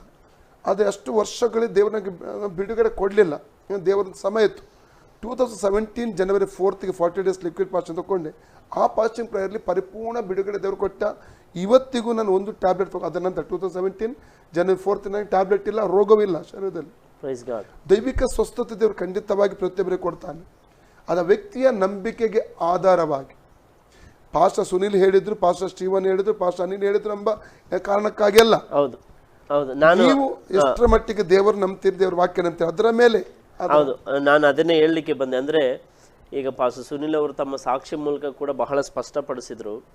ಅದು ಅವರು ದೇವರೊಂದಿಗಿರುವ ಆ ಸಂಬಂಧದ ನಿಮಿತ್ತ ಅವರ ವೈಯಕ್ತಿಕವಾದಂಥ ತೀರ್ಮಾನ ಹೊರತು ಅವರಿಗೆ ಯಾರು ಕೂಡ ಒತ್ತಡ ಇಲ್ಲ. ಯಾಕಂದರೆ ಅವರೇ ಸಭಾಪಾಲಕರಾಗಿದ್ದು, ಸೇವಕರಾಗಿದ್ದು, ಸೇವೆ ಮಾಡ್ತಾ ಇದ್ದು ಅವರ ಜೀವನ ಸಾಕ್ಷಿನ ಹೇಳಿದ್ದಾರೆ. ಅದರಿಂದ ಬಹಳ ಒಳ್ಳೆಯ ಪ್ರಶ್ನೆಯನ್ನು ನೀವು ಕೇಳಿದ್ರಿ. ಆದರೆ ನೆನಪಿಡಿ, ಪ್ರಾರ್ಥನೆ ಮೆಡಿಸನ್ಗೆ ರಿಪ್ಲೇಸ್ಮೆಂಟ್ ಅಲ್ಲ, ಮೆಡಿಸನ್ಗೆ ಮೀರಿ ಯಾಕಂದರೆ ನಾನು ನಿನ್ನೆ ಕೂಡ ಈ ಮಾತು ನನಗೆ ನೆನಪಿದೆ. ನಾನು ಮೇ ಬಿ ಪಾಸ್ಟರ್ ಅನಿಲ್ ಕೂಡ ನನ್ನ ಜೊತೆ ಒಪ್ಕೊಳ್ತಿದ್ದಾರೆ ಅಂತ ನಂಬ್ತೀನಿ. ಅನೇಕ ವೈದ್ಯರು, ದೊಡ್ಡ ದೊಡ್ಡ ಸ್ಪೆಷಲಿಸ್ಟ್ ಇರ್ಬೋದು, ಸರ್ಜನ್ ಇರ್ಬೋದು, ಅವರು ಯೂಶ್ವಲಿ ಆಪರೇಷನ್ ಥಿಯೇಟರ್ಗೆ ಹೋಗುವ ಮೊದಲು ಎಲ್ಲ ಅವ್ರ ಹತ್ರ ಡಿಕ್ಲರೇಷನ್ ಸಿಗ್ನೇಚರ್ ಮಾಡಿದ ನಂತರ ಒಂದು ಮಾತು ಯಾವಾಗಲೂ ಹೇಳೋದುಂಟು, ನೋಡಿಯಪ್ಪ ನಮ್ಮ ಪ್ರಯತ್ನ ಮಾಡ್ತೇವೆ. ಖಂಡಿತವಾಗಿ ನಾನು ಆಕ್ಚುಲಿ ಅದೇ ಹೇಳಲಿಕ್ಕೆ ಇಷ್ಟಪಡ್ತೇನೆ. ನೋಡಿ, ನಮ್ಮ ಪಾಠ ಇದೆ, ದೇವರ ಪಾಠ, ಎರಡು ವಿವಿಧವಾದ ಎರಡು ಭಾಗಗಳಿವೆ. ನನ್ನ ಕಾರ್ಯ ನಾನ್ ಮಾಡ್ಬೇಕು, ದೇವರ ಕಾರ್ಯ ದೇವರು ಮಾಡುವಂಥದ್ದು. ಈಗ ಇಲ್ಲಿ ನಾವು ನೋಡ್ತೇವೆ, ಪಾಸ್ಟರ್ ಸುನಿಲ್ ಹೇಳಿದ ಮಾತು ಅವರ ವೈಯಕ್ತಿಕವಾಗಿ ನಂಬಿಕೆ ಮೇಲೆ. ಈಗ ಫಾರ್ ಎಕ್ಸಾಂಪಲ್, ನನ್ನ ಜೀವಿತದಲ್ಲಿ ಕೂಡ ನಾನು ಕ್ರಿಸ್ತನಲ್ಲಿ ಬರ್ಬೇಕಾದ್ರೆ ಒಂದು ಕಾರಣವಿದೆ. ನಾನು ಸ್ವಸ್ಥವಾಗಿದ್ದೆ, ಆ ಒಂದು ಗುಣವಾದ ನಂತರ ನಾನು ಕ್ರಿಸ್ತನಲ್ಲಿ ಬರ್ಲಿಕ್ಕೆ ಒಂದು ಕಾರಣ ಇದೆ. ಬಟ್ ನಾನು ಹೇಳಲಿಕ್ಕೆ ಇಷ್ಟಪಡ್ತೇನೆ ಅಂದ್ರೆ, ನಾವು ಆ ಒಂದು ಪರಿಸ್ಥಿತಿಯಲ್ಲಿ ಇದ್ದಾಗ, ಆ ಒಂದು ರೋಗದಲ್ಲಿ ಇದ್ದಾಗ, ಆ ಪರಿಸ್ಥಿತಿಯಲ್ಲಿ ಇದ್ದಾಗ, ನಾನು ಕ್ರಿಸ್ತನನ್ನು ಯಾವ ರೀತಿಯಲ್ಲಿ ತಿಳ್ಕೊಂಡಿದ್ದೇನೆ, ಹೇಗೆ ನಾನು ತಿಳ್ಕೊಂಡಿದ್ದೇನೆ, ಆ ಗುಣ ಆದದ್ದು ಕರ್ತ ನಮ್ಗೆ ತಿಳಿಯಪಡಿಸ್ತಾನೆ. ಸೊ ವೈಯಕ್ತಿಕವಾಗಿ ನಾನು ಏನು ಹೇಳಿಕ್ಕೆ ಇಷ್ಟಪಡ್ತೇನೆ ಅಂದ್ರೆ, ನಾನು ಸ್ವಸ್ಥ ಆದಾಗ ನನ್ಗೆ ಗೊತ್ತಾಗ್ತದೆ, ಆದ ನಂತರ ನೀನು ಮೆಡಿಸಿನ್ ಬಿಡ್ಬೋದು. ಮೆಡಿಸಿನ್ ತನ್ನ ಕಾರ್ಯ ಮಾಡ್ತದೆ, ಆದ್ರೆ ಗುಣಪಡಿಸುವ ದೇವರ ಆಶೀರ್ವಾದ ಅದು ದೇವರಿಂದ ಬರುತ್ತದೆ. ಸೊ ಎರಡೂ ಜೊತೆಲಿ ಇರುವಾಗ ನಾನು ಹೇಳಿಸ್ತೇನೆ, ಅದು ಕೂಡ ರಾಂಗ್ ಅಲ್ಲ. ಅಥವಾ ದೇವರಿಗೆ ಅದ್ಭುತವಾಗಿ ಇನ್ಸ್ಟೆಂಟ್ ಆಗಿ ಗುಣಪಡಿಸ್ಲಿಕ್ಕೆ ಕೂಡ ಆತನ ಶಕ್ತನಾಗಿದ್ದಾನೆ. ಎರಡು ವಿಷಯದಲ್ಲಿ ಆ ವ್ಯಕ್ತಿಗೆ ದೇವರ ತೋರಿಸಿಕೊಡ್ತಾನೆ. ಅದ ನಂತರ ನೀನು ನಿನ್ನ ಮಾತ್ರೆ ಅಥವಾ ತಕೊಳ್ಳುವುದು ಅಥವಾ ಮೆಡಿಸಿನ್ ತಕೊಳ್ಳುವುದು, ನೀನು ಅದು ನಿರ್ಧಾರದಿಂದ ಅದು ಬಿಡ್ಬೋದು. ಅದು ಅವರಿಗೆ ವ್ಯಕ್ತಿಗವಾಗಿ ವಿಷಯವಾಗಿ. ಯಾಕಂದ್ರೆ ಎಲ್ಲಾ ಸಮಯದಲ್ಲಿ ಅವರು ರಿಪೋರ್ಟ್ಗೋಸ್ಕರ ಹೋಗ್ತಾರೆ ಡಾಕ್ಟರ್ ಹತ್ರ. ಡಾಕ್ಟರ್ ರಿಪೋರ್ಟ್ ಕೊಡ್ತಾರೆ. ನಾನು ಸ್ವಸ್ಥ ಆದಾಗ ನನ್ಗೆ ತಿಳಿಯಿತು, ನನ್ನ ಜೀವನದಲ್ಲಿ ನನ್ಗೆ ಗುಣವಾಗಿದೆ, ಅದಕ್ಕೋಸ್ಕರ ನಾನು ಡಾಕ್ಟರ್ ಹತ್ರ ರಿಪೋರ್ಟ್ಗೋಸ್ಕರ ಹೋದೆ. ಡಾಕ್ಟರ್ ರಿಪೋರ್ಟ್ ತೋರಿಸಿ ನಿನಗೆ ಏನಿಲ್ಲ. ನಾನು ಹೇಳಿದೆ, okay, very good, praise God, ದೇವರಿಗೆ ಸ್ತೋತ್ರ, ಮತ್ತೆ ನಾನು ಎಲ್ಲಾನು ಬಿಟ್ಬಿಟ್ಟೆ. ಸೊ ಆ ರೀತಿಯಲ್ಲಿ ಸೊ ನನ್ನ ನಂಬಿಕೆ ನನಗೊಂದು ನೆನಪಿಗೆ ಬರ್ತಾ ಇದೆ. ನನಗೆ ನೆನಪಿರೋ ಹಾಗೆ ಒಬ್ಬರು ಬಹಳ ಸಮೀಪದಲ್ಲಿ ಕೆಲವು ವರ್ಷಗಳ ಹಿಂದೆ ಒಬ್ಬರಿಗೆ ಡಾಕ್ಟರ್ ಹೇಳಿದ್ರು, ನಿಮಗೆ ಬಹಳ ದೊಡ್ಡ ರೋಗ ಇದೆ, ಅದು ಗುಣ ಆಗಲ್ಲ. ಯಾಕಂದರೆ ಅವರು ಲುಕೇಮಿಯಾ ಸ್ಟೇಜ್ 3 ಇದ್ದರು. ಮತ್ತು ಅವರಿಗೆ ಯಾವಾಗಲೂ ಕೂಡ ಬ್ಲಡ್ ಟ್ರಾನ್ಸ್ಫ್ಯೂಸ್ ಇದು ಮಾಡ್ತಿದ್ರು. ಆ ಸಮಯದಲ್ಲಿ ಅವರು ಬಂದಾಗ ಪ್ರಾರ್ಥನೆ ಮಾಡಿದ ಸಮಯದಲ್ಲಿ ಅವರ ದೇಹದಲ್ಲಿ ಒಂದು ಕರೆಂಟ್ ಆದ ಹಾಗೆ ಅನುಭವ ಆಯ್ತು ಅಂತ ಅವ್ರು ಹೇಳಿದರು. ಅದಾದ ನಂತರ ಅವರು ಆಸ್ಪತ್ರೆಗೆ ಹೋಗಲಿಲ್ಲ, ಏನಾಗಲಿಲ್ಲ. ಆದರೆ 2-3 ವರ್ಷದ ನಂತರ ಅವರು ಬಿದ್ದು ಪೆಟ್ಟಾದಾಗ ಅವರು ಡಾಕ್ಟರ್ ಹತ್ರ ಹೋದಾಗ ಡಾಕ್ಟರ್ ಕೇಳಿದ್ರು, ನೀನು ಇನ್ನೂ ಜೀವಂತವಾಗಿದ್ದೀಯಾ? ಯಾಕೆಂತ ಹೇಳಿದ್ರೆ ಡಾಕ್ಟರ್ ನಂಬಲಿಲ್ಲ ಆ ವ್ಯಕ್ತಿ ಇನ್ನೂ ಜೀವಂತವಾಗಿರೋದು. ಆಗ ಅವ್ರು ಓದೋದು ಅವರ ಪೆಟ್ಟಿಗೆ ಮದ್ದು ತಗೊಳ್ಳಿಕ್ಕೆ. ಆದರೆ ಡಾಕ್ಟ್ರು ಅವರಿಂದ ಪರ್ಮಿಷನ್ ತಗೊಂಡು ಎಕ್ಸ್ಟ್ರಾ ಟೆಸ್ಟ್ ಮಾಡಿದ್ರು, ಹೌದು, ಬ್ಲಡ್ ಕೌಂಟ್. ಆಗ ಡಾಕ್ಟ್ರಿಗೆ ಆಶ್ಚರ್ಯ ಆಯಿತು. ಯಾಕಂದರೆ ಅದೇ ಡಾಕ್ಟ್ರು ಟ್ರೀಟ್ ಮಾಡಿದವರು, ಅವರಿಗೆ ರೋಗ ಇದೆ ಅಂತ ಹೇಳಿದವರು, ಈಗ ಪಾಸ್ಟರ್ ಅನಿಲ್ ಅವರು ಹೇಳಿದ ಹಾಗೆ. ಆದರೆ ಈಗ ಬಂದ ರಿಪೋರ್ಟ್ನಲ್ಲಿ ರೋಗದ ಗುರುತೇ ಇಲ್ಲ. ಅದರಿಂದ ಪ್ರಾರ್ಥಿಸುವಂಥ ಯಾವೊಬ್ಬ ಸೇವಕರು ಕೂಡ ಗುಣಪಡಿಸ್ಲಿಕ್ಕೆ ಸಾಧ್ಯ ಇಲ್ಲ. ಗುಣಪಡಿಸೋದು ಯೇಸು, ಸ್ವಸ್ಥತೆ ಕೊಡೋದು ಯೇಸು, ಬಿಡುಗಡೆ ಮಾಡೋದು ಯೇಸು, ಅದ್ಭುತ ಮಾಡೋದು ಯೇಸು. ನಾವು ಕೇವಲ ಒಂದು ಸಾಧನ ಅಷ್ಟೇ. ಅದರಿಂದ ನಾವು ವೈದ್ಯರಿಗೆ ವಿರೋಧಿಗಳಲ್ಲ. ಯಾಕಂದರೆ ನಮ್ಮಲ್ಲೇ ಅನೇಕ ವೈದ್ಯರಿದ್ದಾರೆ. ನಮಗೆ ಕೂಡ ಅಗತ್ಯ ಬಿದ್ದಾಗ ವೈದ್ಯರನ್ನು ಭೇಟಿ ಮಾಡ್ತೇವೆ. ಅನೇಕ ವೈದ್ಯ ಸ್ನೇಹಿತರಿದ್ದಾರೆ. ಸೊ ಅದರಿಂದ ಇದು ಭಾಳ ಒಳ್ಳೆಯದು. ಅದರಿಂದ ನಾನು ನಂಬ್ತೇನೆ ಈ ಪ್ರಶ್ನೆ ಕೇಳಿರುವಂಥ ವ್ಯಕ್ತಿಗೆ ಉತ್ತರ ಸಿಕ್ಕಿದೆ ಎಂಬುದಾಗಿ ಹೇಳಿ. ಹಾಗೆ ನಾವು ಕೆಲವರು ನಮಗೆ ಕಮೆಂಟನ್ನು ಕೂಡ ಕಳಿಸಿದ್ದಾರೆ. ಆಸರೆ TV ಮತ್ತು ತಂಡದವರು ಬಹಳ ಒಳ್ಳೆ ಕೆಲಸ ಮಾಡ್ತಿದ್ದೀರಿ. ದೇವರು ನಿಮ್ಮನ್ನು ಆಶೀರ್ವದಿಸಲಿ ಎಂಬುದಾಗಿ ಹೇಳಿದ್ದಾರೆ. ಹಾಗೆ ನಮ್ಮದಲ್ಲಿ ಒಬ್ಬರು ಒಮರ್ ನರೋಣ ಎಂಬುದಾಗಿ ಕೇಳ್ಕೊಂಡಿದ್ದಾರೆ, ಅವರ ಸಹೋದರಿಗಾಗಿ ಅವರಿಗೆ ಕೆಲಸ ಇಲ್ಲ ಎಂಬುದಾಗಿ. ಈ ರೀತಿಯಾಗಿ ಬಹಳಷ್ಟು ಜನ ಅವರಿಗೆ ಕೆಲಸ ಬೇಕು, ಕೆಲಸ ಕಳ್ಕೊಂಡಿದ್ದಾರೆ ಎಂಬುದಾಗಿ. ನಾನು ನಂಬ್ತೇನೆ ವಿದೇಶದಲ್ಲಿ ಕೂಡ ಬಹಳಷ್ಟು ಜನ ಈ ಸಮಸ್ಯೆಯನ್ನು ಎದುರಿಸ್ತಾ ಇದ್ದಾರೆ. ಪಾಸ್ಟರ್ ಅನಿಲ್, ನೀವು ನನ್ನ ಜೊತೆ ಒಪ್ಕೊಳ್ತೀರಂತ ನಂಬ್ತೇನೆ. ಯಾಕಂದರೆ ಅನೇಕರು ಆ ಭೀತಿಯಲ್ಲಿ ಭಯದಲ್ಲಿದ್ದಾರೆ. ಯಾವ ಸಮಯದಲ್ಲಿ ಕಂಪನಿಯಿಂದ ಕೆಲವೊಂದು ನನಗೆ ಪ್ರೇಯರ್ ರಿಕ್ವೆಸ್ಟ್ ಬರ್ತಾ ಉಂಟು ವಿದೇಶದಿಂದ. ಅಂದರೆ ಒಂದು ರಿಕ್ವೆಸ್ಟ್ ಬರ್ತಾ ಇರೋದು ನಮ್ಮ ಕೆಲಸ ಹೋಯ್ತು, ನಮ್ಮ ಪ್ರೇಯರ್ ಮಾಡಿ ಕುಟುಂಬವಾಗಿದ್ದಾರೆ. ಸೆಕೆಂಡ್ ಬರ್ತಾ ಇರುವಂಥ ಸ್ಯಾಲರಿ ಸಿಗ್ತಾ ಇಲ್ಲ, ಸ್ಯಾಲರಿ ಸಿಗಲಿಲ್ಲ ಅವರಿಗೆ. ಆ ಒಂದು 2 ವಿಷಯ. ಮತ್ತು ಅವರ ಭವಿಷ್ಯಕ್ಕಾಗಿ ದೇವರು ಮಾರ್ಗ ತೆರೆಯಬೇಕು. ಕೇವಲ ಗಲ್ಫ್ ರಾಷ್ಟ್ರಗಳು ಮಾತ್ರವಲ್ಲ, ಈ ಯುರೋಪ್ ಆಗಿರ್ಬೋದು, ಅಮೇರಿಕಾ, ಎಲ್ಲ UK, ಕೆನಡಾ, ಅನೇಕ ಎಲ್ಲ ದೇಶಗಳಿಗಾಗಿ ನಾವು ಪ್ರಾರ್ಥಿಸುವಂಥ ಒಂದು ಸಮಯ. ಈ ಒಂದು ಭಾರತ ದೇಶದಲ್ಲಿ ಕೂಡ ತುಂಬ ಜನರು ಕಷ್ಟದಲ್ಲಿದ್ದಾರೆ. ಎಲ್ಲರೂ ನೆನೆಸಿ ಪಾಸ್ಟರ್ ಅನಿಲ್ ಪ್ರಾರ್ಥನೆ ಮಾಡಿದರೆ ಒಳ್ಳೆಯದಂತ. ಹೌದು, ನಾನು ಈ ಸಮಯದಲ್ಲಿ ಪಾಸ್ಟರ್ ಅನಿಲ್ ಅವ್ರನ್ನ ಕೇಳ್ಕೊಳ್ತೇನೆ. ಸ್ವದೇಶದಲ್ಲಿ ವಿದೇಶದಲ್ಲಿ ಅನೇಕರು ಕೆಲಸ ಕಳ್ಕೊಳ್ತಾ ಇದ್ದಾರೆ, ಕಳ್ಕೊಳ್ಳುವ ಭೀತಿಯಲ್ಲಿದ್ದಾರೆ. ಅವರೆಲ್ಲರಿಗೋಸ್ಕರ ನೀವು ಪ್ರಾರ್ಥಿಸುವಂತೆ ಕೇಳ್ಕೊಳ್ತೇನೆ. 3 ರೀತಿಯ ಕೆಟಗರಿಯಲ್ಲಿ ನಾವು ಜನ ಒಂದು ನಮ್ಮ ಈ ದೇಶದಲ್ಲಿ ಭೀತಿಯಲ್ಲಿ ಇದ್ದಾರೆ. ನಮ್ಮ ಭಾರತೀಯರಾಗ್ಲಿ ಬೇರೆಯವರು ಇಲ್ಲಿ ಕೆಲಸ ಮಾಡುವವರು ಒಬ್ಬರಿಗೆ ಒಂದು ಕೆಟಗರಿಯಲ್ಲಿ ನಾವು ನೋಡ್ತೇವೆ. ಕಂಪನಿ ಹೇಳಿದೆ ನೀವು ನಾಳೆಯಿಂದ ಬರಬೇಡಿರಿ, ಯಾಕಂದ್ರೆ ಕಂಪನಿ ಹತ್ರ ಈಗ ಹಣ ಇಲ್ಲ, ಕಷ್ಟದಲ್ಲಿದೆ. ಸೊ ಒಂದು ಕೆಟಗರಿಯಲ್ಲಿ ನೋಡ್ತೇವೆ ಇನ್ಸ್ಟೆಂಟ್ ಆಗಿ ಅವರ ಕೆಲಸದಿಂದ ತೆಗೆದಿದ್ದಾರೆ. 2ನೇ ಇನ್ಸ್ಟೆಂಟ್ ಅಲ್ಲಿ ನಾವು ನೋಡ್ತೇವೆ ಕೆಲವರಿಗೆ ಹೇಳಿದ್ದಾರೆ, ಓಕೆ ನೀವು ಇಷ್ಟು ದಿವಸ ಮನೆಯಲ್ಲಿ ಕೂತ್ಕೊಳ್ಳಿರಿ, ನಿಮಗೆ ಸ್ಯಾಲರಿ ಇಲ್ಲ ಮತ್ತು ಪರಿಸ್ಥಿತಿ ಸರಿಯಾದ ನಂತರ ನೀವು ಬನ್ನಿ. ಇದೊಂದು ರೀತಿಯ ಕೆಟಗರಿ ಜನರಲ್ಲಿದ್ದಾರೆ. 3ನೇ ಕೆಟಗರಿಯಲ್ಲಿ ನಾವು ನೋಡ್ತೇವೆ ನೀವು ಕೆಲಸಕ್ಕೆ ಬನ್ನಿ ಆದ್ರೆ ನಿಮ್ಗೆ ಸಂಬಳ ಕೊಡುವುದಿಲ್ಲ. ಸೊ ಇಲ್ಲಿ ನಾವು ನೋಡ್ತೇವೆ ಅವ್ರಿಗೆ ಆಪ್ಷನ್ ಕೊಡಲ್ಪಟ್ಟಿದೆ, ನೀವು ಕೆಲಸಕ್ಕೆ ಬನ್ನಿ ಅಥವಾ ಸಂಬಳ ಇಲ್ಲ, ಅಥವಾ ನೀವು ಮನೆಯಲ್ಲಿ ಕೂತ್ಕೊಳ್ಳಿ ಅಥವಾ ನಿಮ್ಗೆ ಸಂಬಳ ಇಲ್ಲ. ಅದು ಚಾಯ್ಸಸ್. ಈ 3 ವಿಷಯದಲ್ಲಿ ಜನರು ತುಂಬಾ ಕಷ್ಟಪಡ್ತಾ ಇದ್ದಾರೆ ಇಲ್ಲಿ ಬಾರಿನಲ್ಲಿ ನಾನು ನೋಡಿದ ಪ್ರಕಾರ. ಅವ್ರಿಗೋಸ್ಕರ ನಾವು ಪ್ರಾರ್ಥಿಸುವ ನಿಜವಾಗಿ. ಬಟ್ ಒಂದು ವಿಷಯ ನಾನು ಹೇಳಲಿಕ್ಕೆ ದೇವರ ವಾಕ್ಯದ ಒಂದು ಸಂತುವಿಕೆ ಇಲ್ಲಿ ನಾನು ಹೇಳಲಿಕ್ಕೆ ಇಷ್ಟಪಡ್ತೇನೆ. ನಿನ್ನ ಪರಿಸ್ಥಿತಿ, ನನ್ನ ಸಹೋದರನೇ, ನಿನ್ನ ಪರಿಸ್ಥಿತಿ ಹೇಗೆ ಇರ್ಬೋದು, ನನ್ನನ್ನು ವೀಕ್ಷಿಸುವವನು, ನಿನ್ನ ಕೆಲಸ ಹೋಗಿದ್ದಿರ್ಬೋದು ಅಥವಾ ಭೀತಿಯಲ್ಲಿ ಇರ್ಬೋದು ಅಥವಾ ಯಾವ ರೀತಿ ನಿನ್ನ ಕ್ಯಾಟಗರಿಯಲ್ಲಿ ಇದ್ದಿ ಅದು ನಾನು ತಿಳಿಲ್ಲ. ಬಟ್ ಒಂದು ಮಾತ್ರ ಈ ವಿಷಯ ಹೇಳ್ತಿದ್ದೇನೆ, ಕ್ರಿಸ್ತನ ಮೇಲೆ ನಂಬಿಕೆ ಇಡುವವರು. ನಾವು ಒಂದು ಕೀರ್ತನ ಭಾಗದಲ್ಲಿ ವಾಕ್ಯ ಹೇಳ್ತದೆ, ಒಂದು ಯಂಗ್ ಲಯನ್, ಇಲ್ಲಿ ಪ್ರಾಯದ ಸಿಂಹಗಳಾದ್ರೂ ಒಂದು ಮರಿ ಸಿಂಹವು ಹೌದು ಹೊಟ್ಟೆಗಿಲ್ಲದೆ ಇದ್ದು ಕೂಡ ಬೇಡವರಿಗೆ ಯಾವ ಮೇಲಿಗೂ ಕೊರತೆ ಇಲ್ಲ. ಇದು ಒಳ್ಳೆ ಒಂದು ವಾಕ್ಯ, ನಾನು ನಿಮ್ಗೆ ಹೇಳಲಿಕ್ಕೆ ಇಷ್ಟಪಡ್ತೀನಿ. ನೋಡಿ, ಯಾವುದೋ ಪರಿಸ್ಥಿತಿಯಲ್ಲಿ ಕೂಡ ನಿನ್ನ ನಂಬಿಕೆ ಮಾತ್ರ ಬಿಡಬೇಡ. ನಿನ್ನ ಕರ್ತನು ನಿನ್ನ ಪರಿಸ್ಥಿತಿಯನ್ನು ತಿಳ್ಕೊಂಡಿದ್ದಾನೆ. ಅದ ನಿಮಿತ್ತವಾಗಿ ನೀನು ಹೆದರದೆ, ನಿನಗೆ ತೊಂದರೆ ಕೊಡುವಂತ ಆ ಭೀತಿ ನೀನು ನಜರೇತಿನ ಯೇಸುವಿನ ನಾಮದಲ್ಲಿ ಅದನ್ನು ಹೊರಗೆ ಹಾಕು.